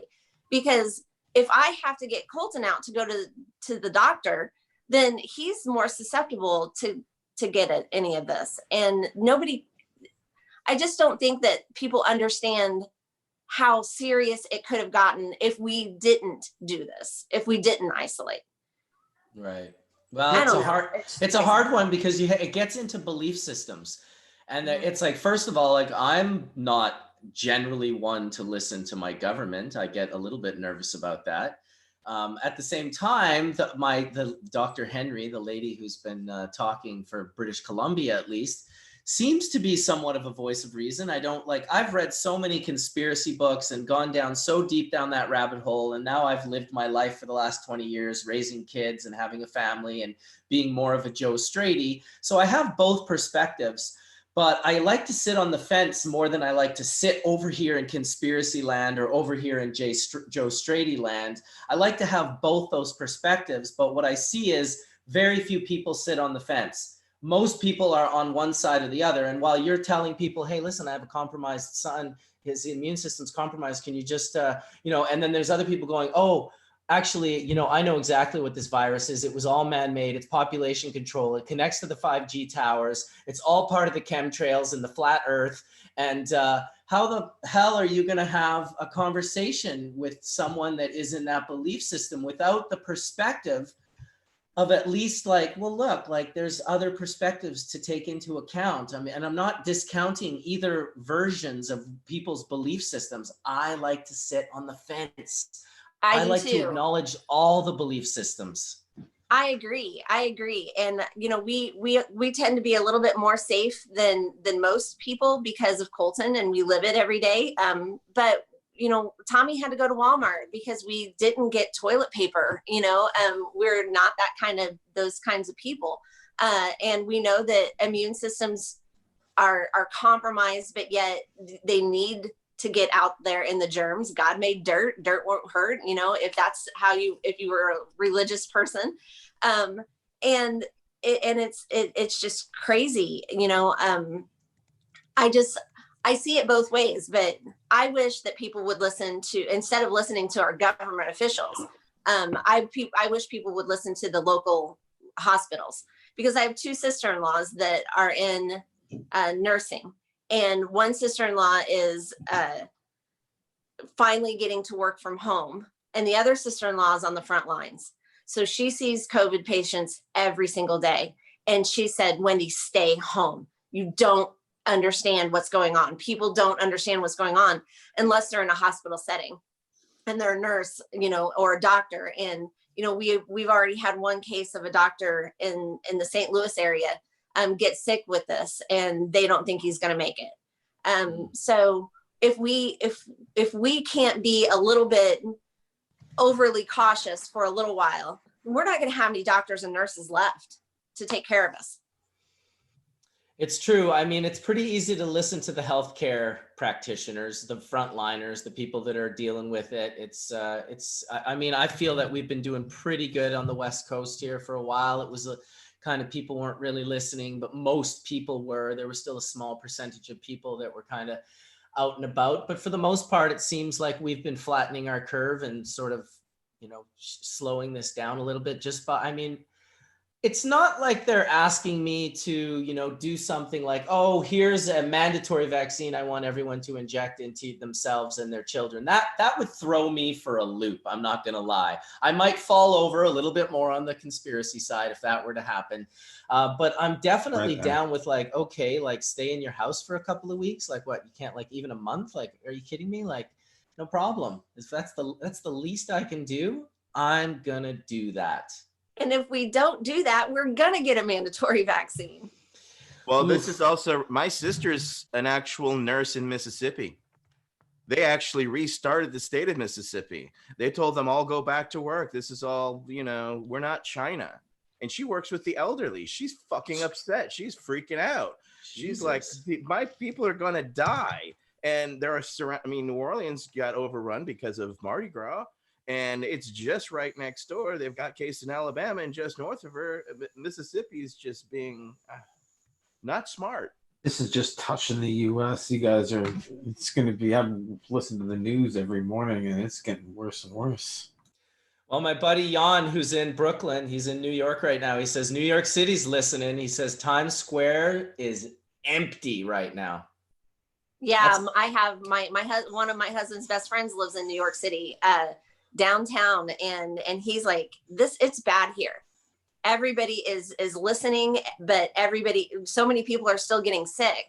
So it, you know, I guess the best thing to take from all of this is to listen to our healthcare professionals and you know, do what we're supposed to do so we don't make it any worse. Yeah. Or just do the opposite of what Trump says. Amen. Yeah. Oh my gosh. He's been crazy. He's almost as good as the Tiger King. Yeah, question. Last week, I know we discussed somewhat cannabis, THC and CBD, and how it might help with be protective of cells and help us from getting sick or help us recover. Anybody have any thoughts? Anything happened since last week on that? I did a lot of reading. There is a lot of research that shows that CBD does protect cells. I watched that YouTube video. I wasn't sure if it was just some CBD marketing. Yeah, no, that looked good. That guy, the guy from Israel, you mean? Yeah. Dude from Israel, that proves he's full of shit. Oh, so if you watch that entire video, he talks about CBD binding to CB2 receptor, which is terribly misinformed, and he really doesn't present any data to substantiate his cause. You know, he kind of gives a background on how the endocannabinoid system works, but doesn't make there's no clinical data or no evidence there. So I call bullshit on that guy. I don't think there's any conclusion there at all. And in fact, the IACM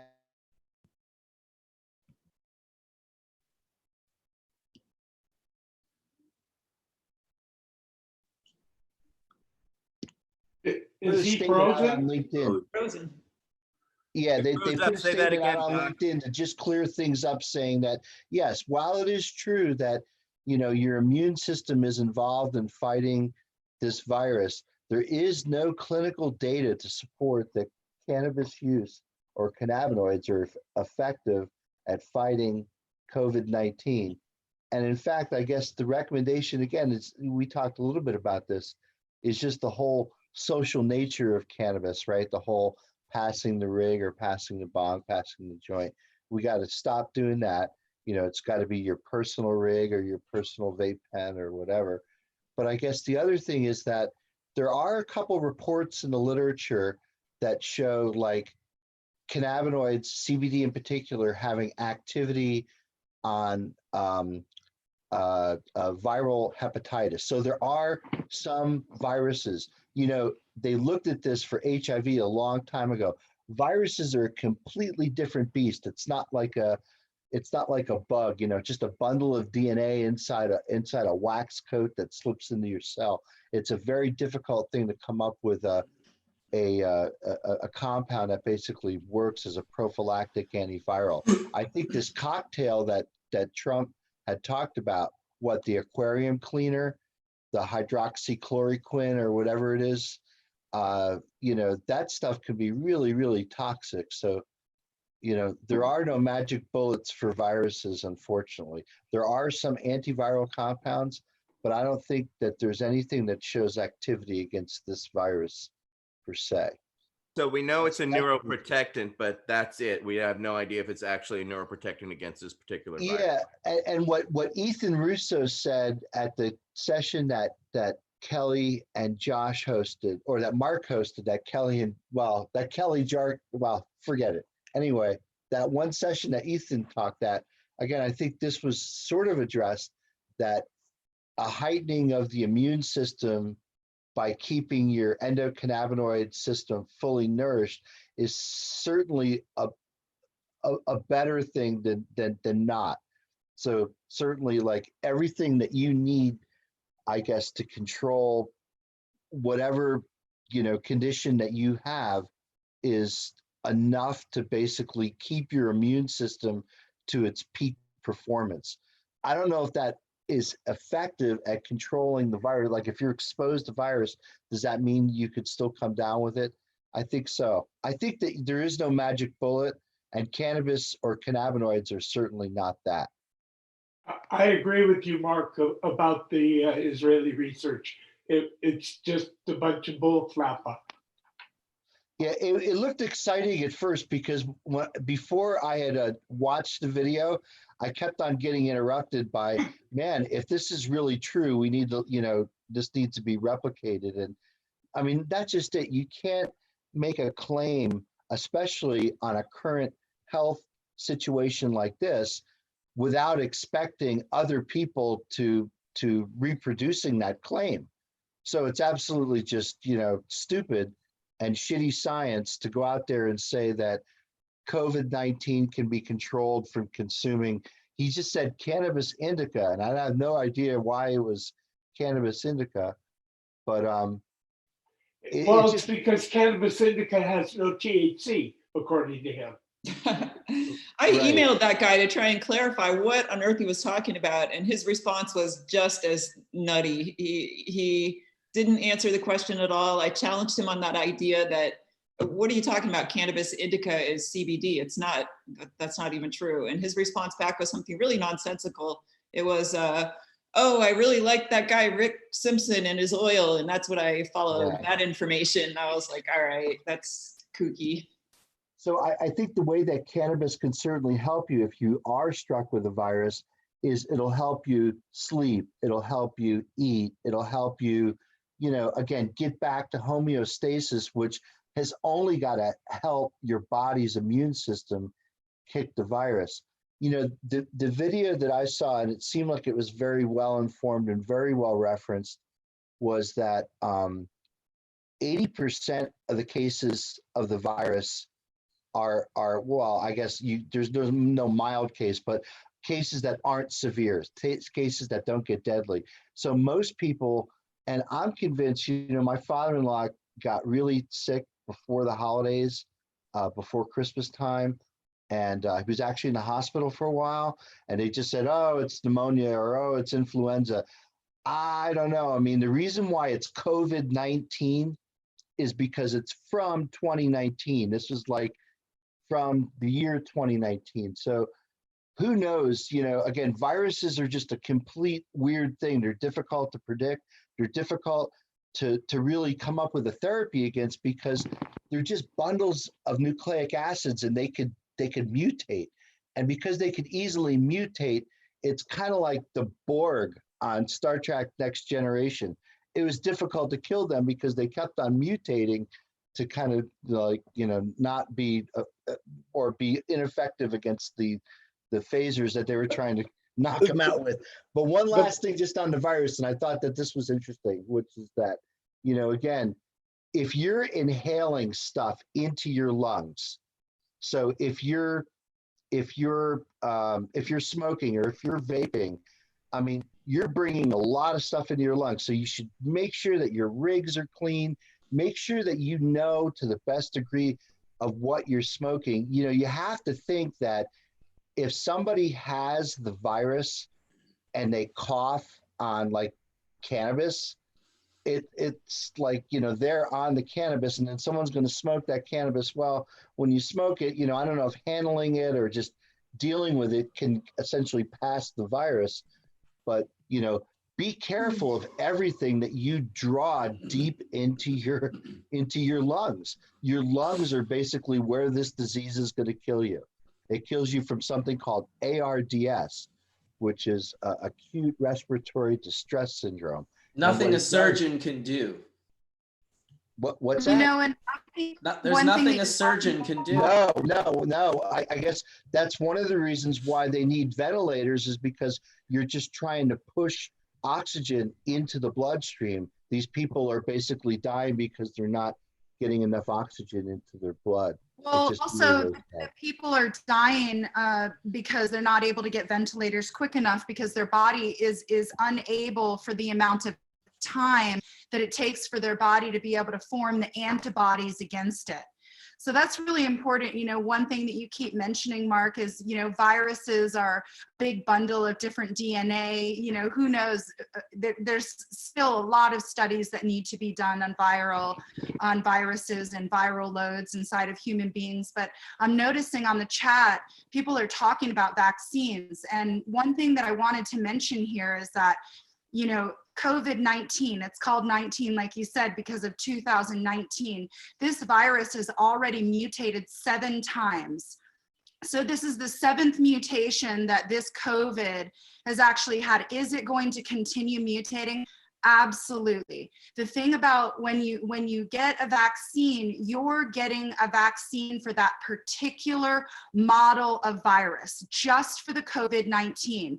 When it mutates, when you get the vaccine, it's called a passive immunity, which means that you are only vaccinated for that one particular varietal.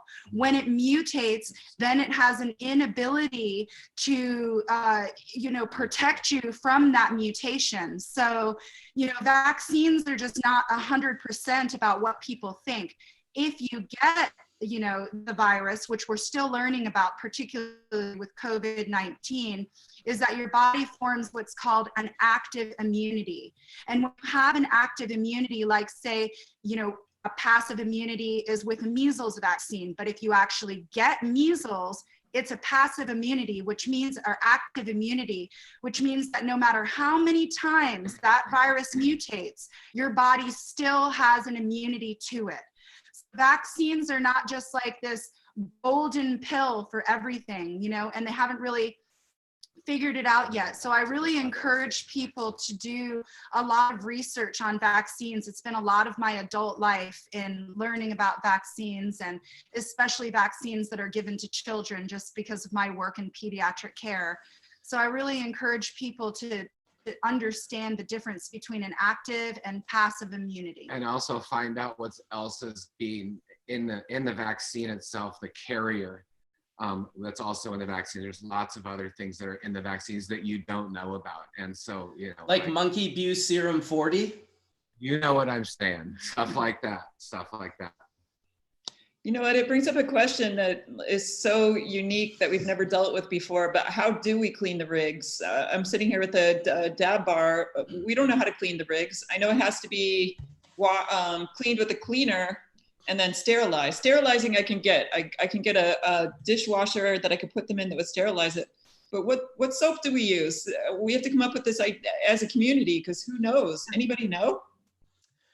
I mean, I use, I know Sam's been using Dr. Bronner's forever. I use Grunge Off because it's reusable. Is it good enough? Is that good? People feel that that's good. We use an alcohol wash first, but from what I know, that doesn't clean it. That just I don't think soap gets rid of the virus. It washes it off. No, I think that's what the dishwasher would do. Don't you? Wouldn't that? That's like a commercial dishwasher. It gets really hot. Would kill it. But we don't have to put any soap in the dishwasher. We just run it through water. No, you need a detergent in there. What detergent can we use and inhale? Yeah, you want a detergent in there. Well, Grunge Off is like a detergent. It's like some enzyme from a soybean or something. It's very soapy. You've also got Bonner's is biodegradable and it's safe in water, and so that's why I use it. Alkanox is also used in laboratories. It's also used by people to get their water stains off their motherships, and they complain about that regular tap water can leave water stains. And I know that laboratories use Alkanox. It's a little more expensive because it's a laboratory cleaning agent, but I know that sterilizes things, correct, Doc? It's just a cleaner. It's just a detergent. It's not really, it's high-priced detergent. I think you do need to have a certain temperature too to definitely. Do you think you need an autoclave above like a commercial dishwasher? Yeah, I mean, but I'm not sure if you really need that. I mean, I think for Debbie's, so there's two things. There's cleaning your rig to remove the reclaim. That's one thing. Then there's cleaning it in between use. I take it that's what you mean, right, Debbie? Yeah, I mean, in between each use, we have to get rid of all the gunk that might accumulate from just smoking out of it. So that's why we do the alcohol wash. And then, what detergent do we use and how do we sanitize it? That's what I'm curious about.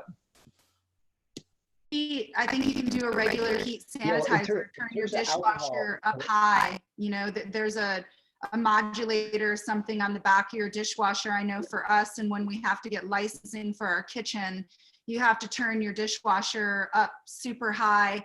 And the standards for Department of Ags and states say that that temperature with a regular dishwasher is enough to sanitize. In fact, we just got paperwork back from the Oregon Department of Ag, and they just gave us that same recommendation for the licensing of our kitchen. So everything has to go into the dishwasher on sterilization temperature. Fisher Scientific makes some stuff that, you know, like Deacon, Contrad. It's a liquid detergent that goes into, you know, your dishwasher that cleans all of your beakers and stuff. But you know, I don't know how effective that really is on viruses. What was the company name? Often what they have is they have a wetting agent, and so what it does is it's a surface tension thing on whether or not it actually leaves the droplets of water on your glass. And if there's droplets of water left on the glass, if it goes through the drying cycle in the washing machine or in the dishwasher, that's what leaves the little calcinated spots. So they have a basically something that basically fucks with the surface tension, just a wetting agent that basically just makes sure that you don't leave any drops on it before it goes into the drying cycle. But I just wanted to say one thing. So there was some discussion about whether or not I mean, I know alcohol is really like toilet paper, one of those things that people just went and just bought it all. Like, I haven't seen a bottle of alcohol at a store since this whole thing has began. I'm not talking about the alcohol you drink. I'm talking about rubbing alcohol. So we typically use 91% to clean the inside of the rig, or, you know, dab tools, but there was a discussion on the web on whether or not 70% was better than 91%. And so actually I looked into this on whether or not someone actually measured the difference between 91 and 70%. And I couldn't find it. But what I found is that you have to have above 50% alcohol in that product in order for it to kill. So amazingly, when I go to Walmart, you could still find they have a 50% isopropyl alcohol with wintergreen flavoring. So are people gargling with this stuff, for Christ's sakes? Why would they put wintergreen flavor? And it's green too. So, you know, and I don't think I think it's just the smell. I think it's just the smell. And I've read the same thing where 70 is more effective because of the water content, where it doesn't evaporate as fast. So it's able to, in that, Collin, you know, surround the membrane and actually break through the membrane a bit more. There's just simply no data to support that. I mean, you're right. I understand. Absolutely. Are you talking about cleaning resin with alcohol? No, he's talking about whether or not. Well, no, I'm talking about if it's more effective. Oh, right. Correct. Yeah, to kill bacteria, which has been a big debate. I totally buy into this water having an additional mechanism to help to kill, but I don't think there's a difference between 91%, which has got 9% water, and the 30% water, which would be in 70%. So I think that, you know, this is a great discussion for the people who sell diluted alcohol products, because they want to, you know, just sell more of that stuff. But man, that's like one of the things. It's really interesting. When I go to the grocery store now, I look to see where the empty shelves are. And it's interesting to see what people bought, what people hoarded out. So for some reason, there are no baked beans. There are no black beans. There's no, it must be the protein density of the bean. And people are like, oh shit, the fucking shit's going down. I'm gonna buy. Now I wonder. They're the magical fruits. If the purchase of the beans correlates with the purchase of the toilet paper. I think they must have a correlation. They're definitely connected. Buy the beans. They're bookends. But Debbie, just to go toward that, I mean, I used to use something when I was a dishwasher back in college, which was they have a steam sterilizer, which is basically kind of shifts up. You slide a tray in, you close it, boom. You hit it with the sterilization. It steams right. Those big things, the Hobarts or whatever those things are. Yeah, I mean, they make them small. I mean, they're like 24 by 24, but I mean, that's what I would think would probably be the easiest thing to get, because I don't recommend putting like your mothership in a dishwasher, you know? And your surgeons use autoclaves for their surgical equipment. Yeah, I used to, when I did tattoo needles before I got involved in cannabis, I had an autoclave because of the AIDS virus. They had to use new needles at the tattoo parlor. So I made good money just doing tattoo needles and putting them in an autoclave and then sealing them and then selling them directly to tattoo parlors. They have a giant autoclave up in Pemberton at Whistler Medical in the hash making room that Whistler Technologies helped design. And the autoclave is basically for all of the hoses and components, impeller and whatnot from the extractor to go into the autoclave and just know. And the thing's like the size of a Beetle car, right? Like a VW Beetle. It's this huge autoclave. And you know, when we set up our clinics, you know, we've set up clinics all over the world. And when we set up clinics and right before it opens up, you know, the WHO or the UN will come in, you know, with their top officials and have a conversation with us about cleaning and sterilization and pathogens. And really the power of hot water and soap is unbelievable. It truly is. And that's really why people are talking about washing your hands. So although we're going down lots of different roads about, you know, alcohols and different solvents that will break the protein and all of that, hot water and soap is pretty amazing. And we know that, you know, a good soap can even kill the HIV virus if it's washed, you know, over and over again, as well as with this COVID. So for on a personal use and people cleaning their rigs, just hot water and Dr. Bronner's is a great way to do it. And I know, Debbie, you're talking about something else, multiple use in a dispensary, which is another road, but I'm reading the chats over here and what people can clean their rigs with their own, you know, just at home. It's really great, the power of soap and water. I haven't seen anybody yet use one, but bars have rotating brush for glasses. And maybe something like that could be designed for a bong with really extra hot water and soap, Dr. Bonners or whatever. I think it's a good idea. We don't do a lot of, we don't use a whole lot of bongs and things like that in our household, but we do have a lot of medical supplies. So there are times when Colton is on TPN, there's times where he has a port. We have IVs and things like that. And all the doctors, my mom works in the hospital setting as a housekeeper. She's the head of housekeeping. And they tell us everything that we touch, use bleach. And I don't know if that's good for rigs or anything like that, but from what all the medical people tell us is to make sure that you're cleaning with bleach. Of course, on his skin and things like that, we don't use bleach. But when we have to clean his equipment, they tell us to use bleach and then rinse it off really well with hot water, because they don't know if it's they know that bleach kills a whole lot of stuff, and coronavirus is one of those things that bleach kills.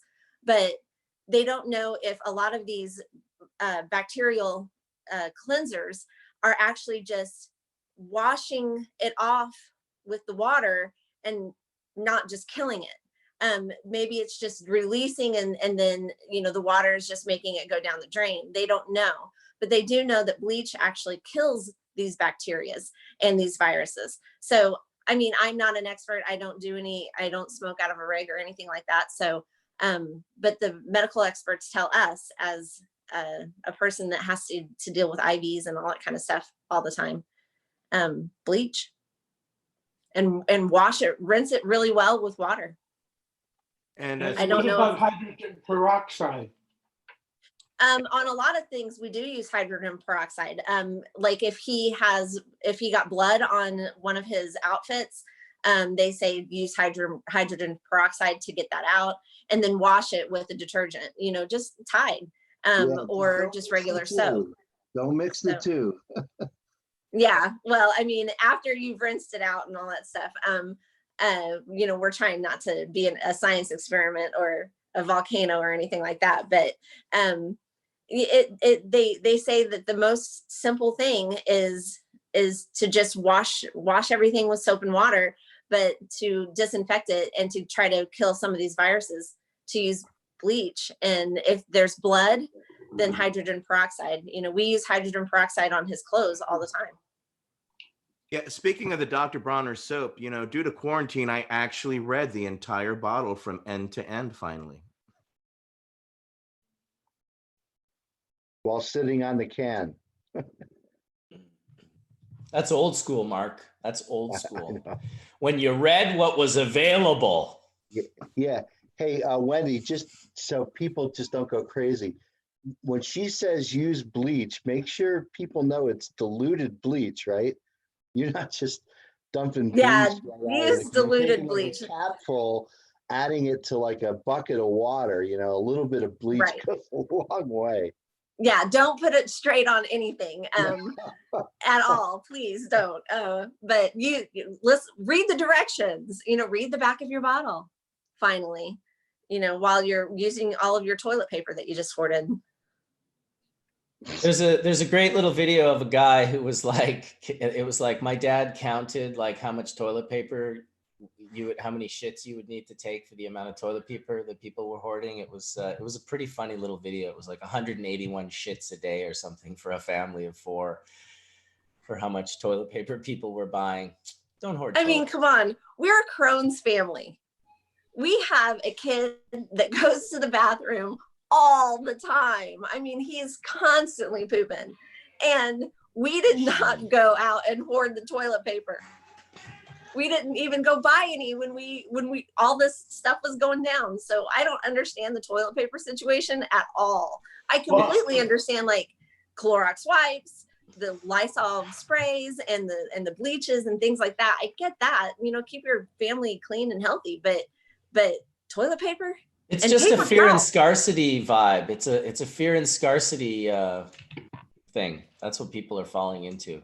If anybody needs paper, I just happen to have 10,000 rolls of it, and it's on sale for $9.99 each roll. Oh my God, people are doing that all day long, except now they're getting called out on it, and like they're making, you know, Canada definitely isn't allowing it. I know Amazon was closing people's accounts that were selling hand sanitizer for like $80 a bottle. But hey, like if we had hemp paper towels and hemp toilet paper, look at how much we could, nobody would be doing this. Nobody would be hoarding because it's a renewable substance. So we really need to fight for this hemp situation and making sure that hemp textiles are real, true thing, and that people can access that, because I would much rather have hemp toilet paper and paper towels and paper and things like that than have all this cotton stuff that we're dealing with, you know. Wendy, we need to fight for that infrastructure. It's not just fighting for hemp. There's no infrastructure to make that hemp paper. There's no infrastructure to make that paper in any way, shape, or form right now. Exactly. It's got lots of hemp toilet paper. Sad. We need to fight for the infrastructure.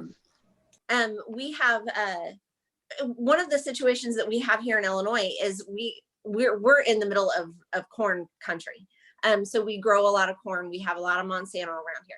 But a lot of the farmers from the ag department have come to me and asked me about this hemp situation, this hemp bill that we have here in Illinois, which is a pretty good bill. But the thing is that if you test hot, then they destroy everything. So, you know, I don't know what to do. And my only suggestion was to ask some of our representatives if we can get some kind of reclamation bill, that if these guys, they end up testing hot, can we send it to a textile? Because everybody's just, oh, you know, it's the CBD craze. Oh, let's, you know, grow hemp for CBD and blah, blah, blah. And which is great and all, but we need other things too. So when they test hot, what do we do with this? They destroy it. And can't we reclaim it somehow? You know, isn't there a way? I mean, you could definitely extract the resin and remediate the THC right out of it and let them destroy that, and then just be like, here's, you know, like, and the thing that Etienne was mentioning is all the stock in the world isn't going to create the infrastructure and the technology. And there are people working on fiberizing hemp. I know Martin Moravchik from Manitoba Harvest, my old partner in the hemp industry. He spent the last like 3 straight years trying to crack economic viability on hemp fiber production in Canada. And every day he's getting closer, and for all I know, he might even already be there. I also met a gentleman from Saskatchewan at a couple of the hemp conferences in Canada here, and his dad had invented some technology to measure fibers in trees.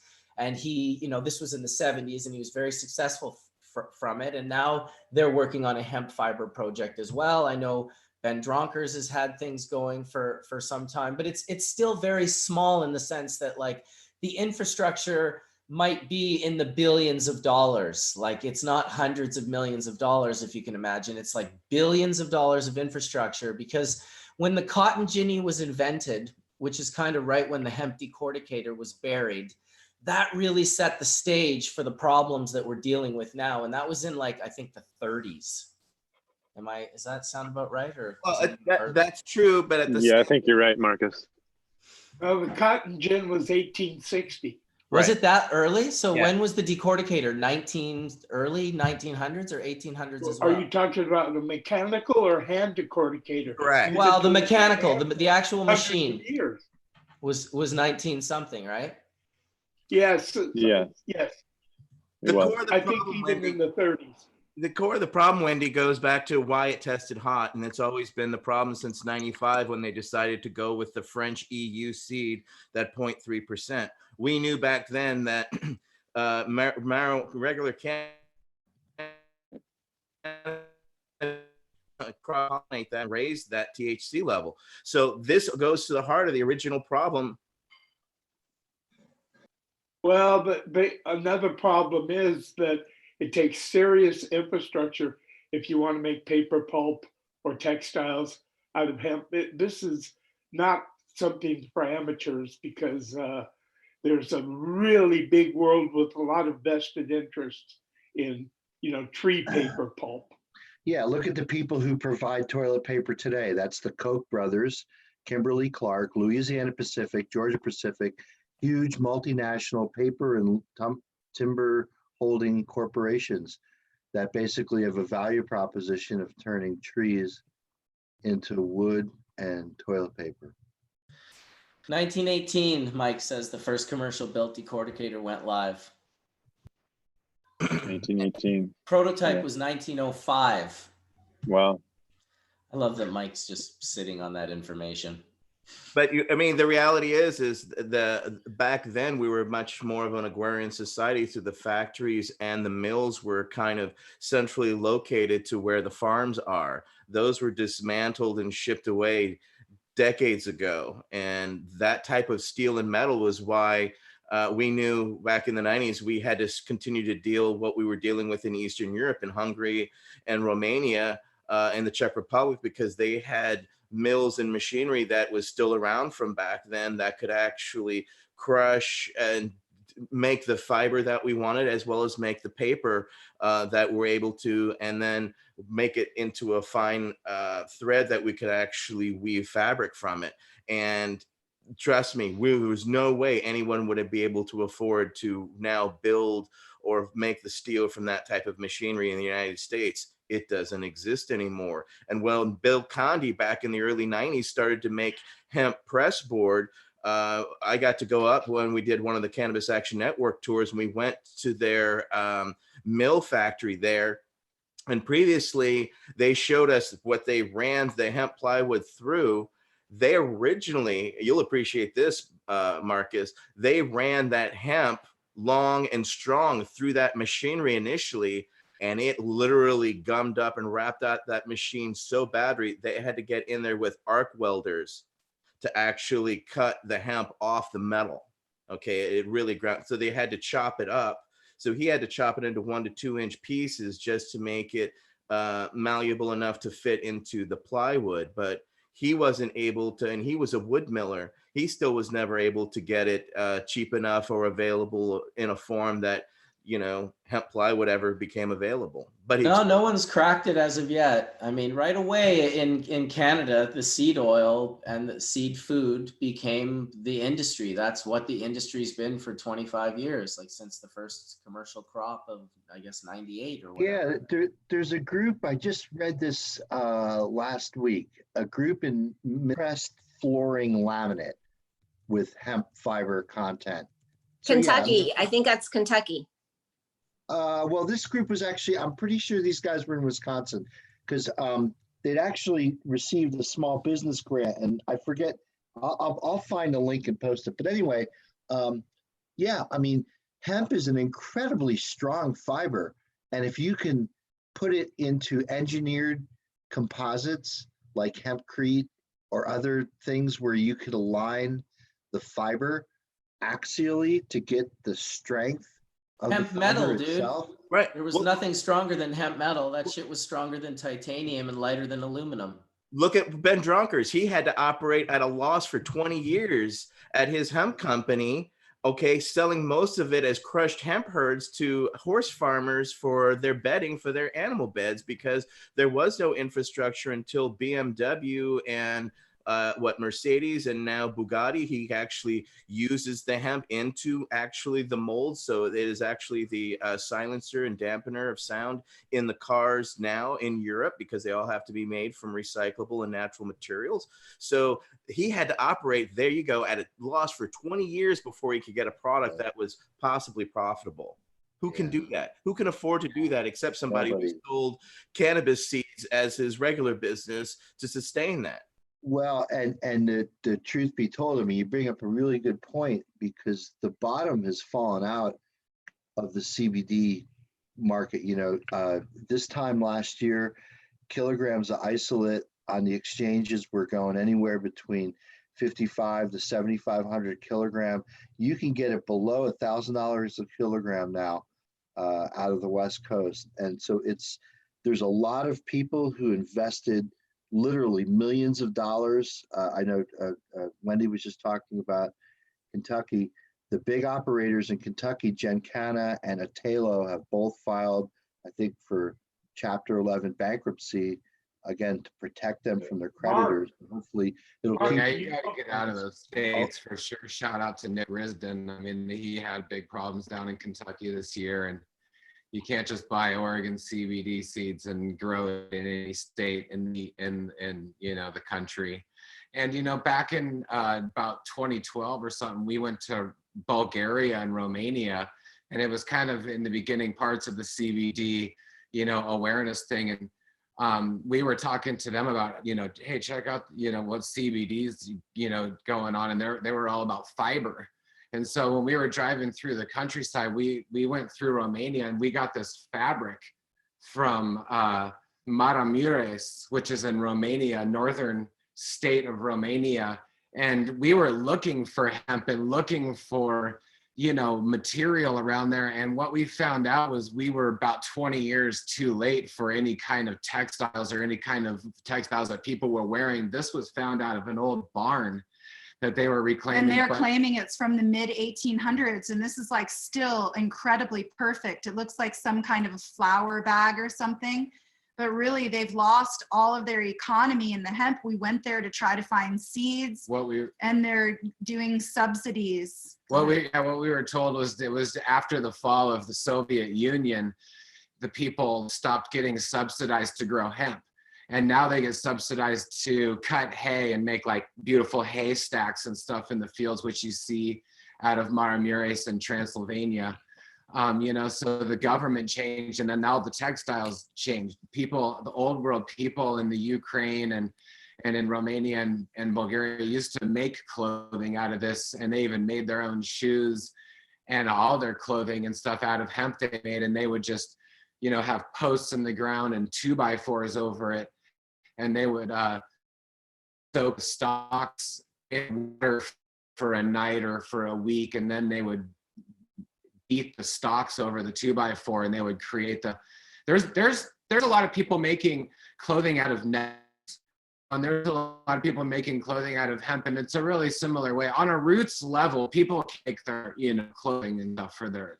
We have to talk to the way elders, like people who were done farming, to even remember hemp and why they were growing it, because the government just stopped subsidizing them. And when they stopped subsidizing them for hemp and started subsidizing for grass and hay, like the whole culture forgot about hemp, and we couldn't even find seeds. The few hemp farms that we did find were governmental run, and they were looking at us like, what do you mean getting medicine out of hemp? And nowadays, the way that you look at it, there really should be two classifications of hemp: the cannabinoid hemp and industrial hemp, and they should be grown in different areas because industrial fiber hemp would be male and female, and cannabinoid hemp would be primarily female. And then maybe we could have the very best hemp in the world is male before it flowers. That produces the finest hemp textiles in the world. So Thomas Jefferson actually has in his journals actually a discussion where he actually talks about how he harvests approximately half of his fields for fiber pre-pollination. Another quarter of his field he would go through and cull the males out of, and then leave a quarter of of Thomas Jefferson's estate, Monticello, he'd let go to seed, because then he could use that quarter of his estate to replant the following year. So again, what we see over in Europe is a lot of the fiber varietals are harvested pre-pollination. They plant them actually with a closer spacing, so you have less internodal divergence, more apical growth, and that long straight fibers that are packed really close together, harvested earlier pre-pollination, will actually produce some of the most supple fiber. Unfortunately, a lot of that's kind of moved over to Europe. You know, a lot of the clothes I've been sourcing have to either be either grown in Europe or Asia. Although that is coming back. I actually was part of the group that replicated what Paul Condi and their group did back in the 80s. We found the fiber lab that was actually a fiber lab at Washington State University, funded by Weyerhaeuser, that were looking at biocomposites. We actually made a couple different hemp biocomposites just to test their strength in building materials. That's something that you can't get government funding for to research at universities. It has to be privately funded. We privately funded it just so we could collect the research to see what the potential uses are, because eventually we're going to have enough acreage to be able to justify retrofitting some of the lumber mills into hemp fiber processing facilities. The issue is with the current size of most of the industrial lumber mills, you need several thousand acres of industrial hemp stems, fiber, within a couple hundred miles. And that's been slowly, as the industry has been ramping up, you know, CBD's kind of been the big focus. And now that there's actually, you know, commercial CBD being cultivated in over 30 states and 16 countries, we're starting to see that the CBD isolate compete on a global market scale, but with different grades. You know, a GMP CBD is going to be different than a non-GMP CBD. And now that the farmers are actually focusing on, you know, there's markets allowing smokable CBD. We actually have farms that are focusing on, you know, artisanal craft, non-pollinated, high quality, like Tom is working on, because Farm Tom grows great herb. There's also Palma Hemp in Ireland. How much? Can I just ask a quick question? How much hemp is in those composites that you showed right there? Can you show those again? How much hemp? What's the hemp content in those composites? This is 100. It's about 90% hemp and 10% glue binder. Yeah, Mike, this is the problem that we had was the cost of diesel running the hemp from the farms to the factory, from the factory that made the twine, then from that twine to the factory that actually manufactured the fiber. And then with the finished product, then the diesel cost of getting it actually to a port, because as we knew, Hungary, Romania, and the Czech Republic are landlocked, which means you have to get it to a port. So that's the reality of infrastructure. It needs to be close to the farms, or the actual cost to transport it is outrageous. And that's why we also did 300 to 400 seed per square meter, Mike, so that we're growing very dense, very solid. It's a self-competing canopy, so you've got no breakout of any side stems. It's just straight fiber. Yeah. So, and you know, what we're going to see is the straighter the fiber, the longer the fiber that you can have, the greater the modulus of flexibility, modulus of rupture, strength of rupture. Modulus of elasticity. Thank you, Mark. Yeah. So the longer the fibers that you can get in there, you can actually get boards that begin to grow exponentially. We replicated what was used in the lumber industry because we didn't want to replicate the issues in the 80s. We cut the fibers down to 5/8 length, which is approximately what most of Weyerhaeuser's boards are for fiber boards.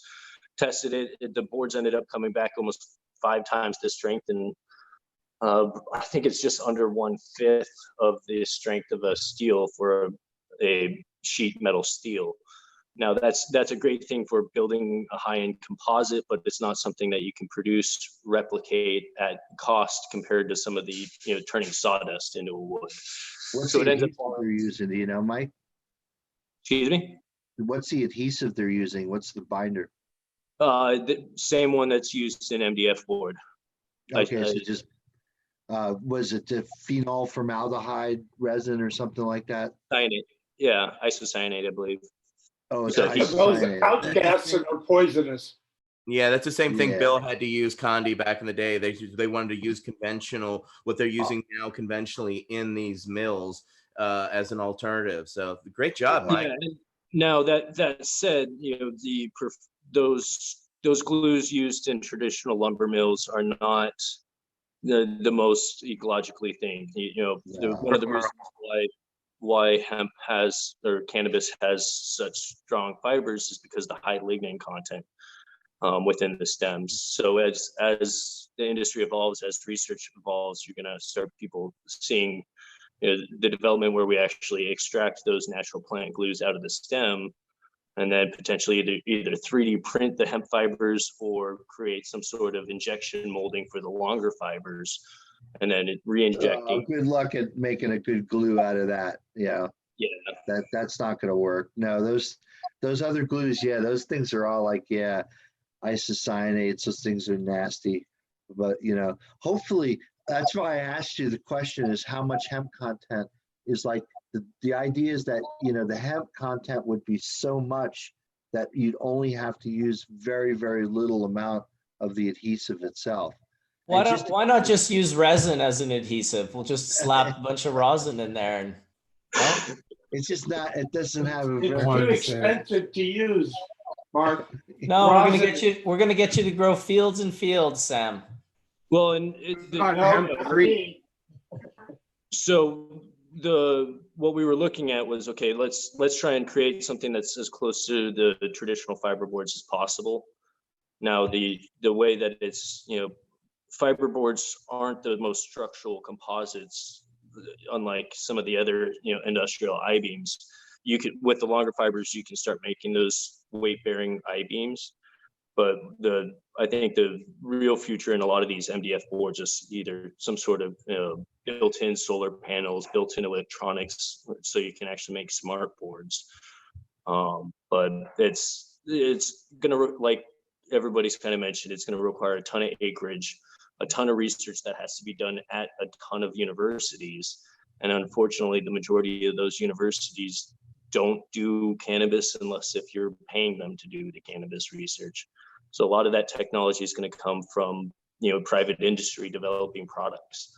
And I just wanted to mention too that I've been to hundreds of hemp mills around the world, processing mills, primary and final product mills, and they were all within 50 miles, way less than 100 miles of the farms. You just can't transport it more than that. Mm-hmm. Yeah, I think it's time for mother lovers. And what's everybody smoking on today? Just wondering.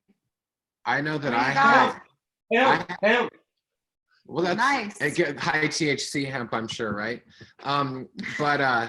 So I'm going with the Dominion Seed Skunk.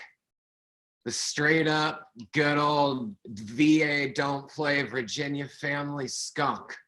And right here, we've got some really beautiful, I don't know if you can see it. It's sort of weird. We just made some really awesome temple balls. It's really awesome. We also have some nice sour tangy going on here, which I like a lot right now. Yeah. I'm gonna hit some wedding cake from some cream. 6-star bubble. Oh, bubble creamy. That looks nice. I have some sour diesel rosin that I made from hash that was made. I have some square wave and lemon cake rosin as well. It's really delicious stuff. My goodness. Feeling left out this time Oh, around. my son Jake is now working for Raw Garden out in LA, and these are some of his first diamonds that he's made. Wow. Hi. You must be a proud papa. Yeah. Honey banana rosin. Raw Gardens is doing some nice solventless stuff too. Shout Yeah. out to Raw Gardens for their well-rounded. It's great. They're old school offering. too. I mean, what I heard, I got a friend out in Portland, Oregon, and he was telling me that really the bubble rosin has really changed the solventless game out there. Really. Yep. It's opened a lot of people's eyes to what it could be. You know, because most people are used to using high heat. You know, they're not used to these low DAP temps. So most people that I, at least personally, that I've given hash to, you know, they just use it in a way that is it's too hot. So, you know, they're putting it in the dab rig where, you know, they're heating it to 400 times what it should be heated to. So I think rosin that's been ultra refined Some really from hash is producer rosin green. gives it a more you know, a broader scope for people to be able to use it. We've been getting a lot of better high quality rosin, and I want to thank you guys and all you producers out there. You're definitely getting much better on your squishes. The quality has definitely gotten a hell of a lot better across the board. I'm hitting on 2 different sublingual tinctures as versus smoking. This one is CBD and THC together in mid-chain triglyceride oil, and this one's high THC. And when I smoke, I'm rocking a little piece of homemade. It's Harley Sue and Gorilla Glue as a nice little blend. How'd you make it? From bubble bags. Oh, snap. That a really beautiful man gifted me. Thank you. Oh, that's good. Bubble bags are a great gift.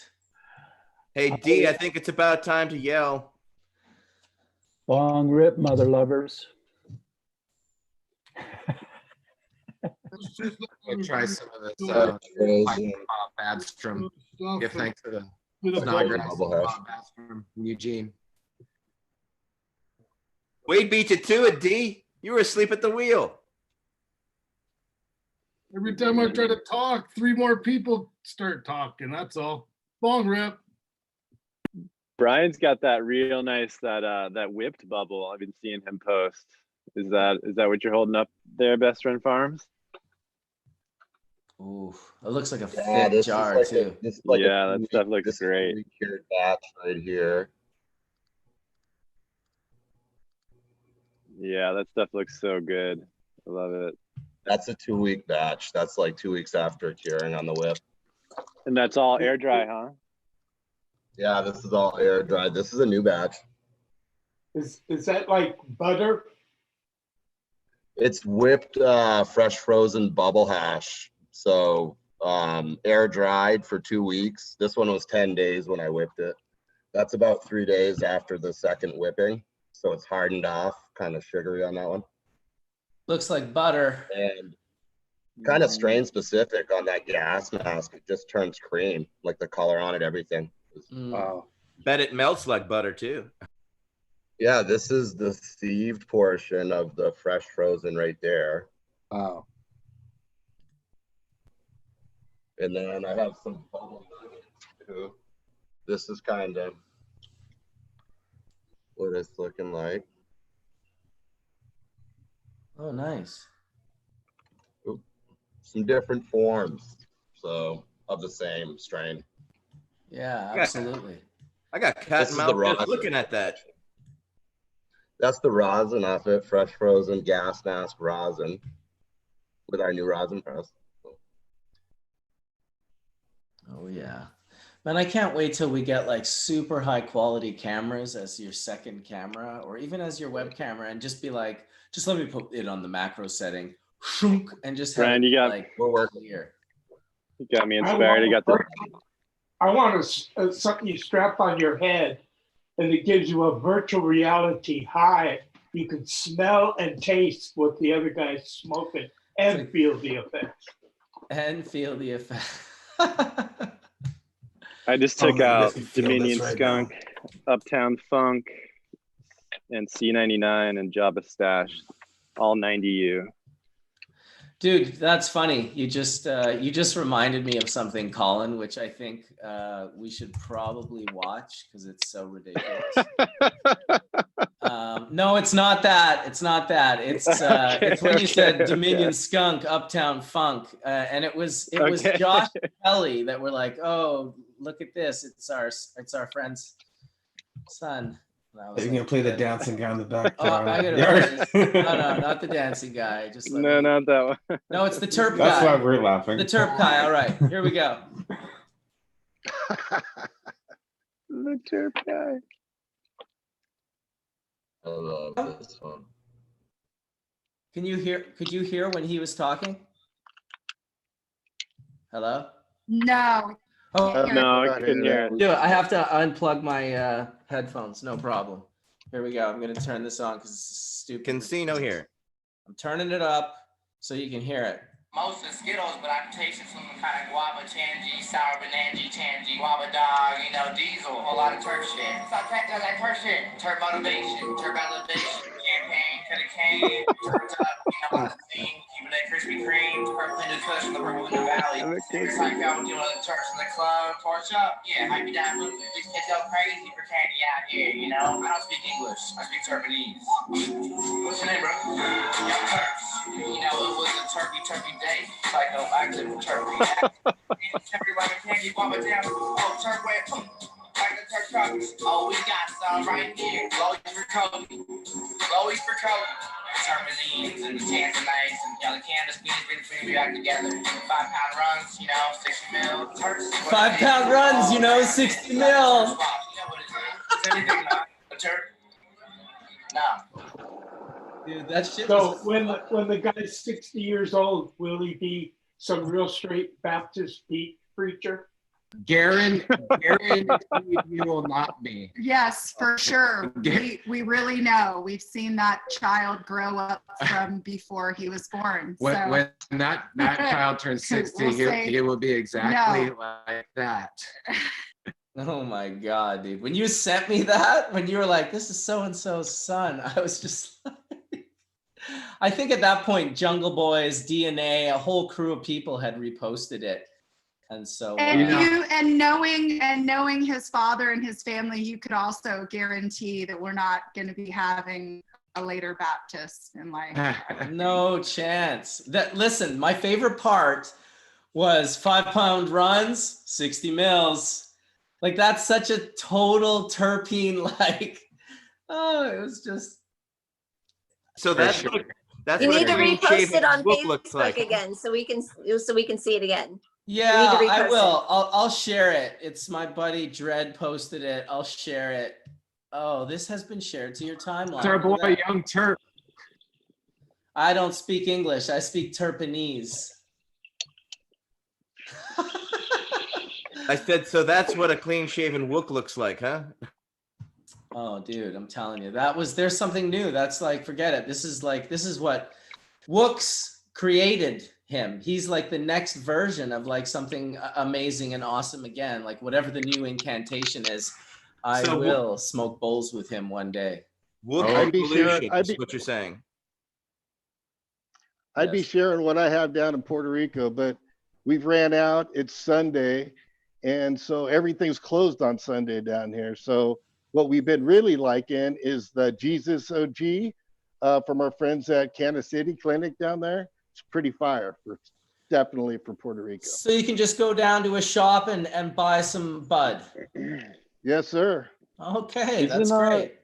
Isn't that a sub-cool variety of the Jesus OG? Am I The right original about that? Jesus, from what we know, came out of Eugene and Northern California. We used to get the Jesus way back, and it was heavy crystals, heavy flavor, heavy, amazing. So that's THC. that's a Pacific Northwest cut that's been around for a while.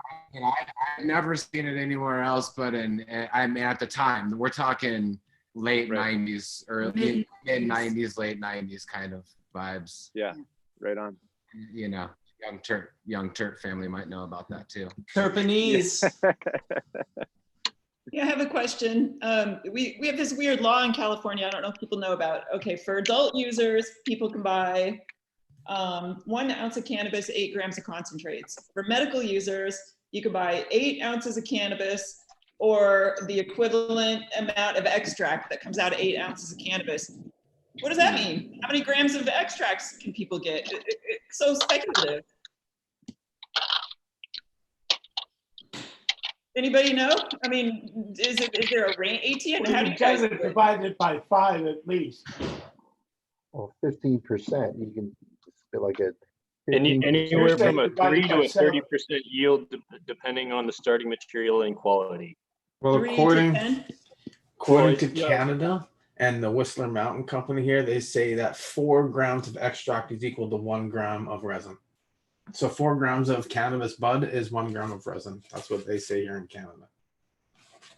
What? 4 to 1.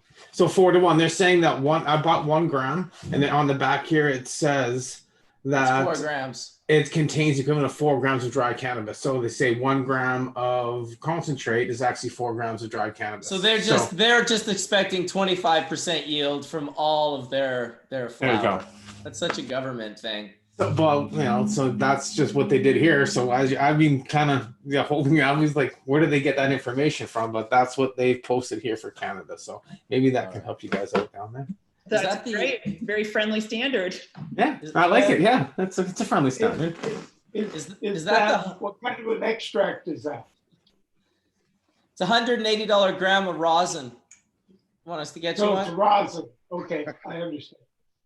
But it's from organic flour that was run through a WT300 from Whistler Technologies and freeze dried into, bone dry bubble hash and then pressed into that. And so, yeah, it retailed for like $180. On the website, it's like $155, but if you go to like a walk-in store, it's $170. So. And then if how you much add is the tax, herb? Is the herb 1/4 the price? Or 1/5 the price? the herb was selling for like $20 a gram, I thought, with tax, almost 22. Maybe I'm wrong. It's $99 for an 8 for Whistler Mountain. I had bought that too. Okay.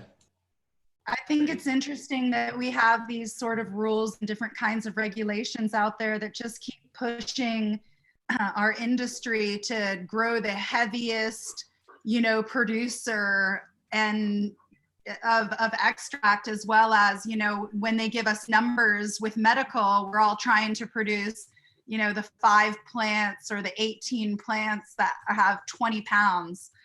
So I think that it's really interesting. This just keeps pushing us to, get more out of the cannabis plant. And that definitely is a part of her legalization and what's happening with cannabis right now. It's interesting. In the States, there's industrial hemp where, people can now, they're not limited on their acreage. Some states rec program limit you on your square footage, but some of the industrial hemp, you apply for permits based on acreage.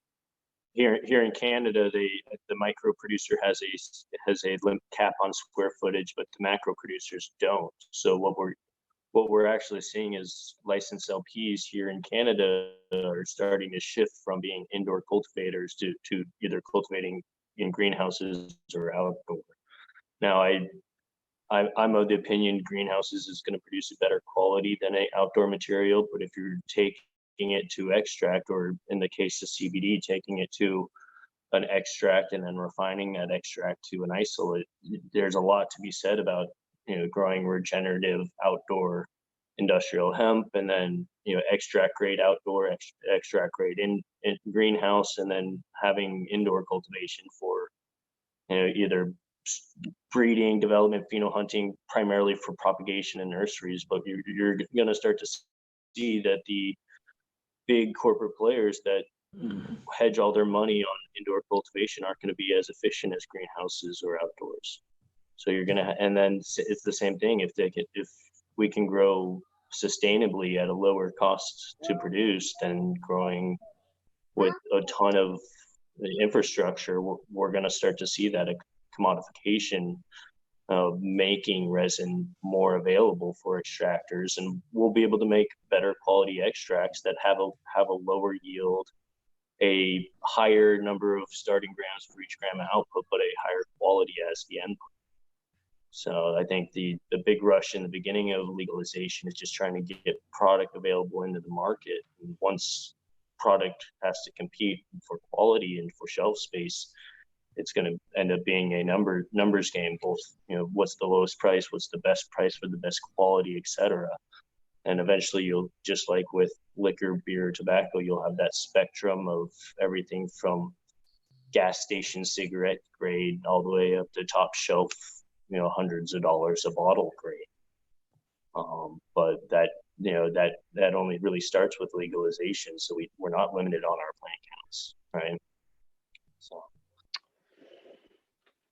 Yeah, and right now, Yeah. totally agree with you. What's going on, and when you start running the numbers for a micro license, especially if you're just doing one crop a year, which is really only what's possible here. You can try to do two and do a light up and make it, greenhouse, which I definitely agree is the highest quality medicine that you can get on the market now. But with the numbers and the square footage that is being allotted, it's absolutely not feasible. It's economically not feasible at all. It makes way more sense to grow tomatoes or strawberries or blueberries. So, I'm really telling people, until these laws change and until we make some real changes to bring regenerative agriculture into the picture with cannabis farming in Canada, which absolutely needs to happen, I think people just need to be selling a secondary product right now, coming up with a secondary product. What can you start now on your farms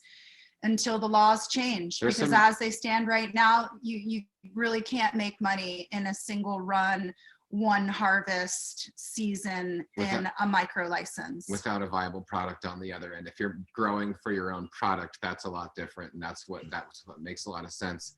Also, Rodale has some really beautiful examples of regenerative hemp farming using roller crimpers and cover crops and stuff. And they're, on the forefront of really teaching people how to do it in a way that's cost effective, better for the land and the whole thing and stuff. And I mean, Farmer Tom's doing amazing things too as well. And thank you for doing those things. But Rodale's also another source of that. So check out Rodale Institute Regenerative Hemp. And how wonderful is it going to be when we're able to just have large areas that we can do open pollination, and we really can do the R&D work that we need to do as farmers, as breeders, as extractors, and have a little bit more freedom for us to have finished product all the way to the end. Like any other farmer, you can grow strawberries and have strawberry jam right off of your property. And one day when cannabis farmers are able to really do that and bring it forward on a federal level, then the real changes are going to be seen, and more soil building and more health and well-being, so that we can stop these pandemics that are worldwide, because our culture and population of humanity is at an all-time low of immunity. Indeed. I liked talking about hash there for a little bit. That was kind of got the hair on the back of my neck standing up. I was like, oh, are we talking about hash? All right, let's do it. Thank you for that short little bit, guys and gals. I appreciate it. Nice dab. Yeah. It's nice to So talk it's about pretty interesting to see what's going on down here in Puerto Rico. They're just getting started with their medical program, and some of the strains are pretty basic, the ones coming out of the States, but there's a real good local Afghan Kush going around down here that's pretty fire, and it's pretty kept us in good spirits, no doubt about it. Afghan Kush, hey? Yes, So sir. does it grow really tall there, stringy, or how does it grow? I haven't visited the operation yet, but I think I'll be going there next week. So I'll check back in next week and give you guys a lowdown. Awesome. Love to hear about it. We pot nerds want to know. What's the situation on Puerto Rico just in terms of recovery from that horrible hurricane that they had? Well, it's not as bad as it's been portrayed in the media. You know, everything probably has electricity down here. It doesn't look that beat up. Only certain parts of the country were affected by the recent earthquakes. It's pretty together down here. You know, I'd never been down here, and it's kind of like America. You know, there's Taco Bells and Chuck E. Cheese and Chuck's Chicken and like everything down here. So it's you know, there's also the USD agriculture down here. You know, FBI, you name it, they're all down here. So, but it's they've healed up pretty good. There's a lot of good opportunities down here right now. So I'm pretty stoked to be here with and surrounded with some really intellectual, super smart guys who I'm working with. Thank you, Emil, and thank you, Pedro, for the hospitality. Awesome. That's great to hear, Tom. Absolutely. It's nice to hear they're moving things forward and just trucking along. And it sounds like in the next 5+ years, you'll start seeing some really great things come out of there. Now, are they going to be producing for an export market? I mean, so the idea is to produce and export it elsewhere? Well, that's kind of why I'm down here right now. I'm working with the hemp farmers. We're coming up with alternative products to match the closeness to the equator, the 12 hours, and then all of the humidity down here is really a battle. So we're just putting our heads together, coming up with creative solutions to help the island recover and get a worldwide product or commodity out there is what we're looking at. Grow narrow leaf drug cultivars. Yeah, that's exactly what I was thinking. Seems to be. That's what we're looking for. Yeah, it's definitely try not to plant too many Afghanis. Yeah. Go Haze. Go Haze. Absolutely. One of my favorites, my all-time favorites. Oh God, mine too. I'm a huge Haze fan. My wife, Amnesia Haze, is like it for her, and it's been it for her forever. And man, she wouldn't know what to do without it. It's an amazing medicine for sure, no doubt. We just called ours the Haze. It was in Winnipeg, thanks to Ron Hickey for having it and accessing it. And it was the first plant that I grew that was over 8 weeks flower. It was 16+ weeks of flower, this Haze, which by all means isn't the 24 and 25s that I've seen since. But this 16 was just really, really nice. It had that just classic Haze look to it. And it was absolutely the most uplifting, energetic. Like if you smoked this at night, it was, you were not going to sleep. Like forget about it. You'd be like Darren after his DMT rosin hit, cleaning your house all night. About four in a row. Oh yeah, sometimes that's what it takes. Sometimes that's what it takes. 4 in a row. Oh, there we go, Haze. Let me just pin your video for a second. Look at that. Speaking Haze. of the man, the plant, and the legend, Sam? Yes. Oh wow, what do you got there? You got some Sam, what made you gravitate toward Haze? It was the best pot I ever smoked. Right? But tell us the first time you ever smoked Haze. Yes, where were you? That's what I need to know. Well, I was in Santa Cruz, and I don't remember who actually shared it with me, but I lived very close to what they called the Haze brothers, that were not brothers, but one of them lived 1 block on the other side of my farm, and the other one lived 1 block on the other side of my farm. So yeah, I knew them pretty darn well, and yeah, I might have had a few pots in my life, like maybe the very, very, very best high stick I ever smoked was, it was a different taste and a different high, but it was, super, super. I mean, it didn't hardly have leaf. It was just really little calyxes covered with resin. And Uplifting haze. Haze was also too. Yeah, it's my all-time favorite. It's definitely, you don't see enough of it. I kind of felt like back in the day when a lot of this whole activism thing started, it was like, well, how long are you going to go for after the hemp license? Because we were like, whoa, we got that hemp license like really fast. Like I thought this was supposed to take decades. Because that kind of threw us for a loop where in a couple of years of just jumping in, all of a sudden we were getting permission from our government. We were like, wait a minute, like this is weird. But then of course, 20 years went by and then we realized, like for me, not until people can go and gain access to big ass jars of full melt, dry sift, water hashes, whatever you want in the variety that you want it. If that's not available, then there's still work to be done. So there's still work to be done. And now it's planting. I do agree that Haze has hardly any at all problems with fungus or mildew or those kinds of things.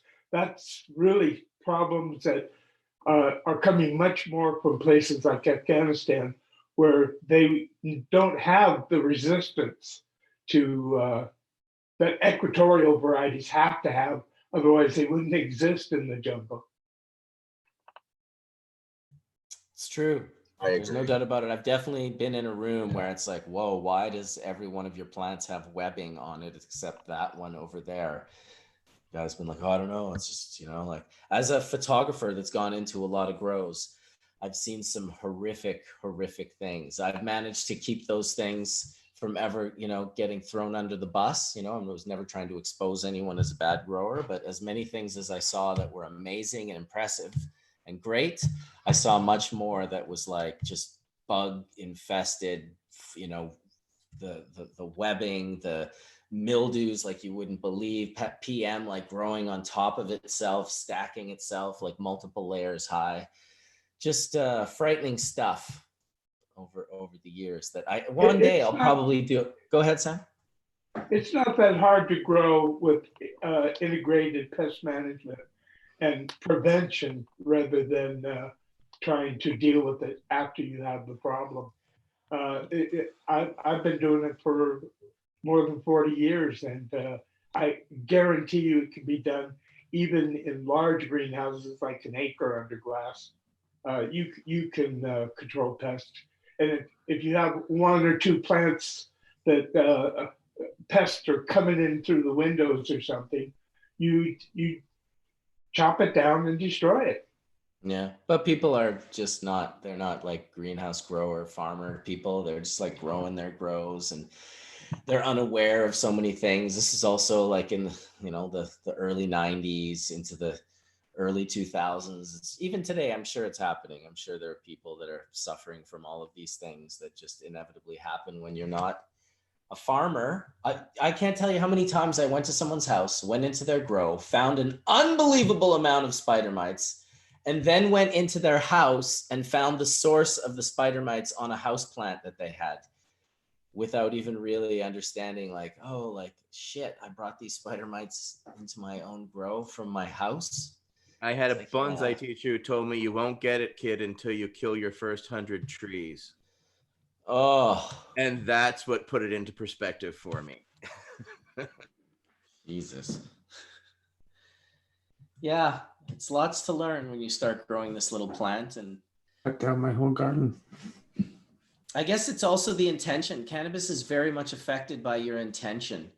And it's receptive to your intention. And if you just are like, I'm gonna grow a bunch of money and try starting to grow dollar bills on your, it's like, well, it's not the best intention. It's cool if you create a relationship with cannabis where it's paying your mortgage and paying all your bills because of the work you're doing with it. But it's good to go in with a different intention. Like, I want to try and help people. I want to, you know, create medicine. I want to, like, those are good intentions with cannabis that I always saw. I always thought that, you know, those were my intentions. You know, until it turned into, I want everyone to have access to great hash, which I thought at first would be easy enough to just make bags available. But then it was apparent that no, actually with those bags comes an enormous amount of information that all of you on the panel are sitting on. And thus the birth of Hash Church, sharing this information with people that everyone has little nuggets of, because a lot of people want to create this relationship with this plant where it's their business, that it pays their bills and it helps them put food on their table. I think that's a great thing. Just do it from Do goodness. it because you love the plant, Marcus. Yeah, do it because you love the plant. And don't forget to get rid of that bubble water quickly. Don't sit on it for a few days. It will ferment to funk. Water it into your plants. Yeah, as I say, put it back in your plants. I'd like to see some sustainability with just patience. You know, we don't grow. I don't smoke. It's so funny that you guys sit here and you do all your bong hits and all that stuff, and I don't even smoke at all. But, you know, one thing that we've always wanted to do was to let Colton grow his own medicine. And that's really, really hard to do, especially when I have a black thumb. I can't grow a houseplant. But everything from planting the seed to taking care of it himself, I think that's really, really, really, really, really important.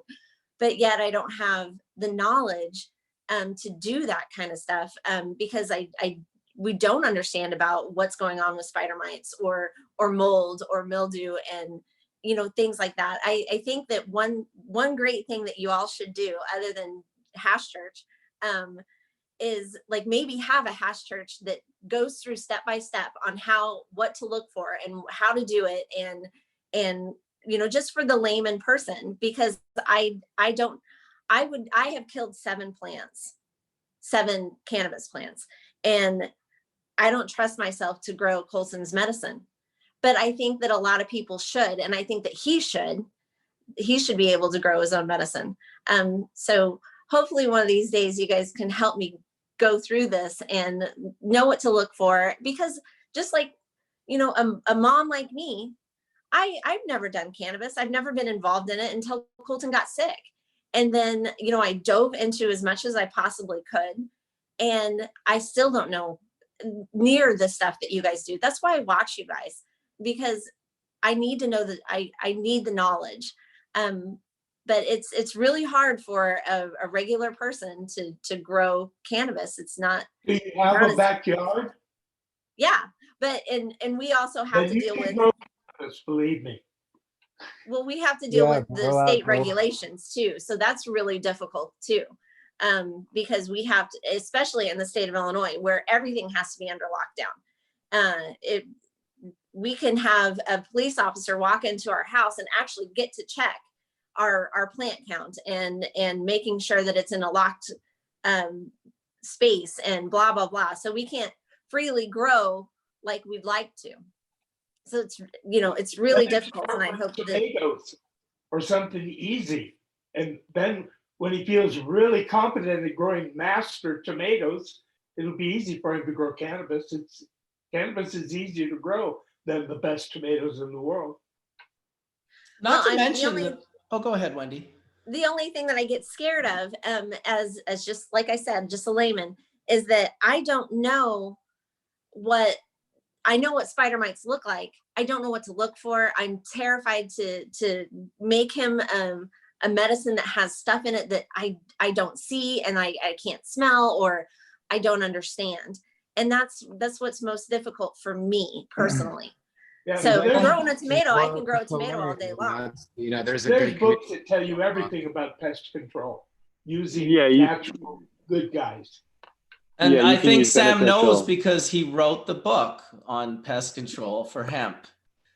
Well, throw those names out there. What's your titles and tell us what books are the best. Is he interested in extraction at all, Wendy? It depends what it is you're trying to do, to be honest. There's a couple of great general marijuana grow books, and the one they're talking about is one called Hemp, Diseases and Pests. And yeah, that's a great one, but that's a serious research book also. It's not for the lightweight reader. That is for sure. They just want to grow some medicine. Go ahead, Wade. Go ahead. What about some lightweight reading for somebody that's just a novice person that doesn't know what they're doing? Can you give me some suggestions? American Herbal Pharmacopoeia has a monograph that I believe is under 30 pages for cannabis sativa. The editor for that is Michelle Sexton. That's out of Scotts Valley. Wendy, is he interested in extraction at all? Because, you know, if I understand it right, hemp is legal, right? You can legally possess hemp. Anybody can because it's legal, right? This is cannabis that's below 0.3%. You know, is he interested in extraction? I guess that's just a question. Colton's interested in everything. I mean, he wants to do everything that he can, but what he's most concerned about is in situations like what we're having right now, where there is a pandemic and he can't get out to get his medicine, or dispensaries decide to close because they can't do this, is mostly self-sustainability. And making sure that he's growing his own medicine and can extract his own medicine, which we know how to extract it. But making sure that he knows how to grow it and grow it well, so he doesn't get sick from all of the pesticides or the non-pesticides or the spider mites or the powdery mildew and all those types of things. So something that is a really easy thing to read, to take you step by step, that is in layman's terms.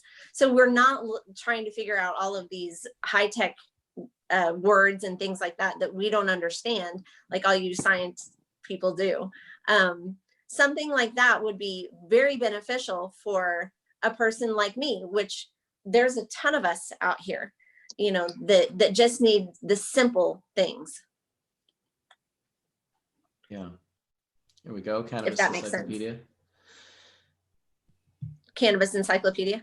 It does make sense. Oh, I was just going to say to what Mark mentioned is, hasn't Colton always mentioned that he does also use THC with CBD? Yes, he uses just as much THC as CBD. Right. And he has a product. I mean, we partnered with Mary's to do a product for him, and that's what he uses. But you know, and that's great, and I love it, and I'm super, super proud of it. But there's always that scare that the medicine's going to go away, and what are we going to do? You know, especially in a pandemic situation, or you know, like when Illinois decided to go rec, and all of a sudden his medicine was nowhere to be found. So but he can get that in Illinois right now. Yeah, we're okay. He can get all the medicine that he needs. But I want to be able to be self-sustainable. You know, I want him to understand what it takes to make his medicine grow, what kind of seeds to use, what kind of pesticides to use, what kind of soil to use, pesticides, what to look for. No need for pesticides. I recommend a jeweler's loop or a 30 times microscope. That type of microscope will help you see on the leaves, keys to look above the leaf, below the leaf. That's what you're looking for. You're looking for all kinds of things, and that's just a great tool to have. That jeweler's loop will also help you and him see when those crystals mature and start to get at peak across the entire plant. It's just a little tool, but one that I take into every single garden that I go to because it helps me see things. Looks at the above and below the leaf, look exactly at the brackets, look at the calyxes, look at the structure of the crystals, all that you cannot see with your naked eye. And it's a tool that will help you get there. And Mike was holding up some amazing books. Rob Clark's Ethnobotany, as well as Ed Rosenthal's medical growing guide. There's Mel Frank's books. There's a lot of great growing books. There it is, Marijuana Horticultural. Jorge Savante has good books as well. There's a lot of good books that are out there, and they every gardener can grow differently due to these books. There's not a gardener I know that grows the same way. Every gardener I know grows slightly different, has their own slight little technique. But the reality is, grow, continue to grow. That's your best teacher, is growing. You know, I agree. And the more you grow, the more you will know. There's Marijuana Botany by the master himself, you know, Marijuana Grower's Guide right there by Ed Rosenthal. All are good books. I used to sell those out on Hemp Tour back to 20. This is Mel Frank. Because they're just great books. They're great information, and they're consistent. Some are a little more past the layman than others. Some Marcus. There's like Ed even made a book called Closet Cultivator to make things a little simpler. Which but then you get into very extreme, you know, books of, you know, they get very technical. So, but again, the best teacher is just growing, just doing it, just, you know, you learn from the plant, you learn how it gets sick, you learn how to make it well again. And that was what my bonsai teacher said. It takes you, you know, 7 years to master each tree, which means it takes you years of growing a genetic to master that genetic. You have to know when it's well, when it's good. And it's going to take you, every gardener will tell you, it's going to take you about 2 years of, to maximize the room that you're growing in. You know, the worst thing that I've ever seen is somebody who grows something successful the first time and they think they're a master grower. And then their second or third crop, they can't figure out what those problems and situations are. But the reality is take seeds, take clones, just grow. Do what you can. You know, Dragonfly as well as Wade have been working with beautiful horticultural and working with good soil. But I've also learned to work with things, you know, if you have to work in very narrow environments, working with rock wool, you know, so you can work, and this plant is very malleable. You can work in many different ways, but I do recommend, if possible, going the, you know, the Dragonfly and the Wade way, because there's something about the natural soil that brings out something in Canada. I lost you. Yeah, he clipped out there. We're planning on doing some how-to video, you know, Hash Church Thursday edition. So we did the educational series last week on cannabinoids and herbal medicine and herbalism and how you can use herbal medicine to build your immune system. And now we're going to start getting into how people can create gardens in their backyard or on a farm. And my suggestion, and the only way to really be self-sufficient and provide your own medicine is to grow it yourself. And again, Marcus is going to be hosting that on Thursday at 6:30 Pacific Standard Time. And we're going to have a bunch of Dem Pure farmers on there, as well as other educators. And we're just going to keep rolling them out every Thursday evening until, you know, this thing sort of ends. So just having different farmers on there addressing exactly what you're talking about, Wendy. And how is it that we can help people, just really basics, as well as, you know, going off into really depth conversations also. So I love it that we're talking about. And also, if you can't grow it yourself, you know, like you're saying, you can't, to know these practices anyway is really beneficial. So then you can source from people that do grow that way. And or encourage someone to change over to grow that way. Some people don't grow that way because they may not be exposed to it, or they may not feel they have a market for it or a reason. But if a person like your family with an immunocompromised situation, you really do need the cleanest medicine. The herb would be, you want it to have, you know, you want to build Gaia's immune system, you know, and that's how you do that through conscious gardening. And I would also like to suggest this book by Bill Mollison, the original permaculture designer's manual.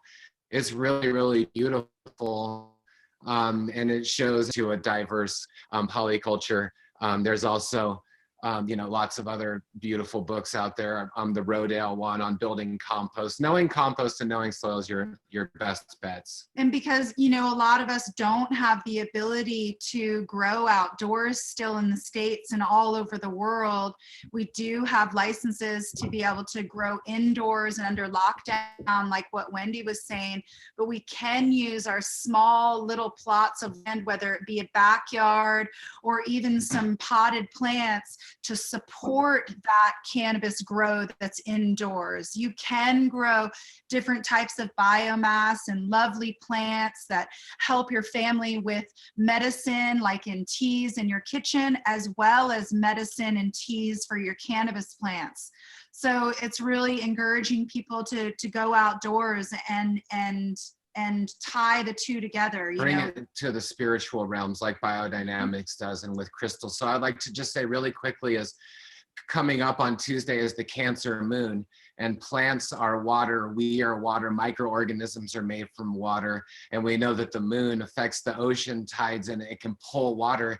So what we're saying is on Tuesday, if you plant your plants and you get a beautiful stone or some type of crystal, you could plant your plants on top of the crystal, and then the roots will grow around the crystal and then charge the center of the stalk with the energy. This is tourmaline. And we know that tourmaline is really, really good for electromagnetic protection. And the young Terp just told us that. Did he see that? He probably calls it terpaline. He did. This is what we have, terpaline. And also, and the Wee Moon is a book, is a calendar that a lot of people and women, wise women, use for learning how to plant by the moon. Also, if people put this underneath the ground on their cannabis plant, then in the fall, when we pull up the cannabis plant, we want to compare and get photos out there on Instagram and social media and everything of the cannabis roots staff. And the staff that comes out of it, because it really will wrap all the way around there. So we're encouraging people to try out crystal therapy this year, and let's see in the fall what happens. It'll be awesome and fun. Are there any more books about that kind of thing? Because I know that a lot of people that follow us would like to know that kind of stuff. And that's one of the reasons why I ask these questions, is because as a layman person, I don't know about crystals. I don't know about how to grow all this stuff. So that's, we want to know the information. We want to know the basics. We want to know cool things that we can do to help, keep ourselves self-sustained. So do you have a book about the crystals? Biodynamics is probably the thing that talks the most about crystals. So Rudolf Steiner and biodynamic agriculture is going to be one place that you can find a lot about crystal, structured water, flow forms. There's a way you can structure your water through flow forms and then water your plants with structured water. That's really, really imperative and important. So, and that just ties into crystal therapy as well. There's also amazing books out there about crystal healing, and I think it's awesome that if you're looking for a certain intention in that medicine, that you could put the crystal that heals that particular intention underneath it. I just think that encouraging us to try out different things in any way that we can get closer to nature, and that we can learn different things about minerals and the way that they connect, and soil building is awesome. It just gets us more in tune with your medicine. And that's what I keep hearing, Wendy, is that, let's get more in tune with our medicine. You want to make sure that Colton is in tune with what it is that he's using for his body. And I really encourage everybody out there to be in tune with the medicine that we're consuming. And here's a picture of a crystal in cannabis roots. This is a plant that's grown around the crystal. So just saying. It made like a basket around it. It's really, really incredible. And that plant was super healthy also.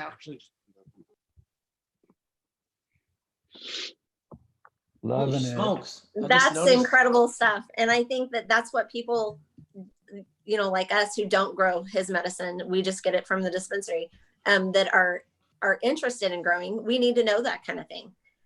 So thank you all so much for all of your information all the time. I mean, most of the time, you guys are way over my head, and I want to make sure that Colton is sustained and that he can do this on his own. And if there was any kind of craziness happening in the world again, that he's able to do that kind of thing. So this is why I love Hash Church so much and why I love you guys. And I appreciate all of your knowledge and all of your experience. And I thank you for sharing it. You don't realize how important your knowledge is to people like us and people that are just out there in the normal non-cannabis world. So thank you all a lot. And last question, where should I find the best seeds? Go. Any Dragonfly Earth Medicine Pure Farm. Look up DEMPureFarms.com and look for those farms on the website, Pure Farms, and any one of those farms are creating seed in regenerative soil. So I would look for farms that are growing seeds under the sun in living soil, because those are going to have the most medicinal content to them and be the strongest. Or anyone else that's growing full season, full sun seeds, because then you're going to get a really strong, healthy genetic. And then, going down that whole rabbit hole of what type of genetics work for Colton, that's a whole different other topic of conversation. But getting really healthy, strong seeds is great. And there's a lot of people out there in the industry that are breeding with intention and with a lot of integrity. Best Friend Farm, there he is. He's doing incredible stuff. What do you say about seeds? I can help with seeds of different forms. I'd love to help Wendy or anyone else and try to match up whatever medicine form or terp profile. Any of the boxes could try to help check them, and I definitely produce and hope everyone would try to produce organically. I was going to say to Wendy that just like I've heard with you guys speaking, that happiness as medicine, and just so much happiness in and healing and growing anything. And it's not just cannabis. So if you and your son together grow something, it's not that people have brown thumbs. They just need to dig a little deeper. It's a human thing for us to grow. And when you even try it simply, you'll have so much amazing results for personal healing. And you'll just learn just by practicing growing anything. Yeah. It's really easy to start with corn and tomatoes in your backyard. Agreed. And then, yeah, I would also say, look, oh, sorry, Wendy, you're muted there. Let's unmute you so we can hear what you were saying. I saw your lips moving. Oh, I was just saying, yes, we actually have a 70-acre farm, and we do grow a lot of tomatoes and just other plants. My daughter loves it. She's very in tune with the earth and everything like that. And so it's great. And we love doing this kind of stuff. And I thank you guys so much, because it's just the normal person that needs to know these things.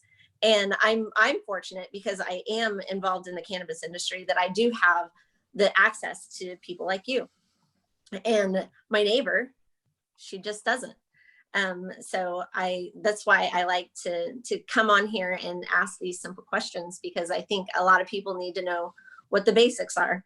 And we love doing this kind of stuff. And I know that all of you do too. And just thanks, keep doing it. And welcome. Happy to help. I appreciate that. So. Grow nutrient-dense superfoods and use your food as your baseline for your medicine and your family. Right now, you said you had 70 acres, so a part of it or a lot of it could be devoted to super intentional foods, and part of the things we're all learning about right now while we're on lockdown is we're trying to lock in on what, and so learning about what feeds the things that you need in your system is really important. Maybe you need a certain nutrient or a certain mineral. It's really easy. We may feel like we're disconnected in certain parts of the country, but really we're all connected through the internet. And there's a lot of people providing a lot of good information right now. And like I said, it's an opportunity right now. Etienne and people said down in California, it's a little late for planting, but honestly, you can plant successions throughout the whole summer. And, and that's a way to keep good food happening. And in certain parts of northern climates, like at our place, the snow's still melting. So, depending on where you live, you have in a plant. So I would just say, the foods that we have for normal food is really not nutritional. So look for heirloom seeds, look for Baker Creek seed or strictly medicinals or peace seeds or something that's, people are growing, and look for foods that have color in them. So if you're going to get corn, grow some red corn, grow some purple corn, maybe look for flower corns and different things. It starts to become really, really fun to see how many different varieties of things that you can grow. Anyway, so that's just a bit of excitement about the fact that, the food is probably a little overlooked, and people say food is medicine, but it really is the baseline to all of our health. Nice work, Best Friend Farms. Oh yeah, well put. That's the truth right there. And that's the beautiful thing about cannabis that I've always loved, how it sort of created this focus for me that I started looking so deeply at, and then it inevitably leached into how I looked at everything else in life. I suddenly, like when I figured out bubble hash and I started making 73 micron bubble, I was like, well, I want 73 micron food, and I want like 73 micron friends, and I just understood there was this new setting of the bar, and it really, I want 73 micron everything now. 90 you. Just read a good study about lactic acid bacteria, Gasseri or Gasseri. I'm not exactly heard. Gasseri. Gasseri. It's lactic acid bacteria that's created from sea buckthorn, and they're showing it in Korea to attack the coronavirus and different viruses. So people can look that up, and we're growing sea buckthorn on our property. So, I'm looking at successes of coronavirus right now. We're looking at people that have lived through it and find out what things they allied with on an herbal front. And then I'm growing all that stuff on the property this year. We kind of know, we're into it, it's something we surround ourselves with, but, now is an opportunity to learn about what to grow. Yeah, that's true. It is a big opportunity right now. Everyone's been sent to their room, and everyone's kind of in a timeout for a little bit. And we're all kind of like, all right. Like, I remember like calming down when I was sent to a timeout. Before I got sent to my timeout, I was all riled up and excited. And now I'm, this is a nice calming down time where people can maybe give the earth a mild break and spend some time in close quarters with one another and isolate from sort of the rest of society for a little bit. It's a breather. Well, Mark, life is a funny thing because wherever you go, no matter where you go, guess who's still there? There you are. Fermented foods helps people stay alive, and miso helped people in Hiroshima and that during that time to stay alive. And it's something that we do talk about in our world, but growing things that we end up fermenting and then we can save it over the winter is really important, because those are things that keep us self-sufficient away from let's say the food store or whatnot. And then those organisms help fight off pathogens in our body and our microbiome over the year. Kimchi for the win.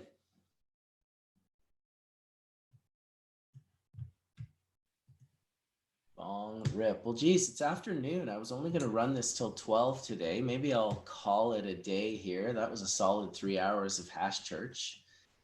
Episode 6, 3.0. I do appreciate everyone for coming in. It was great to see you, Wendy. Thanks for coming and giving us updates on Colton and the family and everything that's going on over there. We always like to hear from you, and we appreciate you giving us that perspective of pulling us back sometimes from our detailed, getting deep into these levels of expertise at things where you can kind of pull us back and be like, hey, like, how about just some basic questions, just some simple things, and we appreciate that. So thank you so much, and say hi to Colton for us and the rest of the fam. Everyone else, all of you, Johnny B and Hemp Guy and D420K taking a rip, and Wade Laughter and Bryon at Best Friend Farms. Definitely hook up with Wendy if you can. I think Wendy should hook up with Dragonfly Earth Medicine and Wade as well, offline, and because they're just a monster amount of information for to lead you down the path that you want to head down for producing Colton's medicine. Much thanks to Collin, Vessel Life Sciences, and Mike West, bro. Dr. Mark Scialdone, Etienne Fontan, Debbie Goldsberry was in here earlier, Farmer Tom over in Puerto Rico.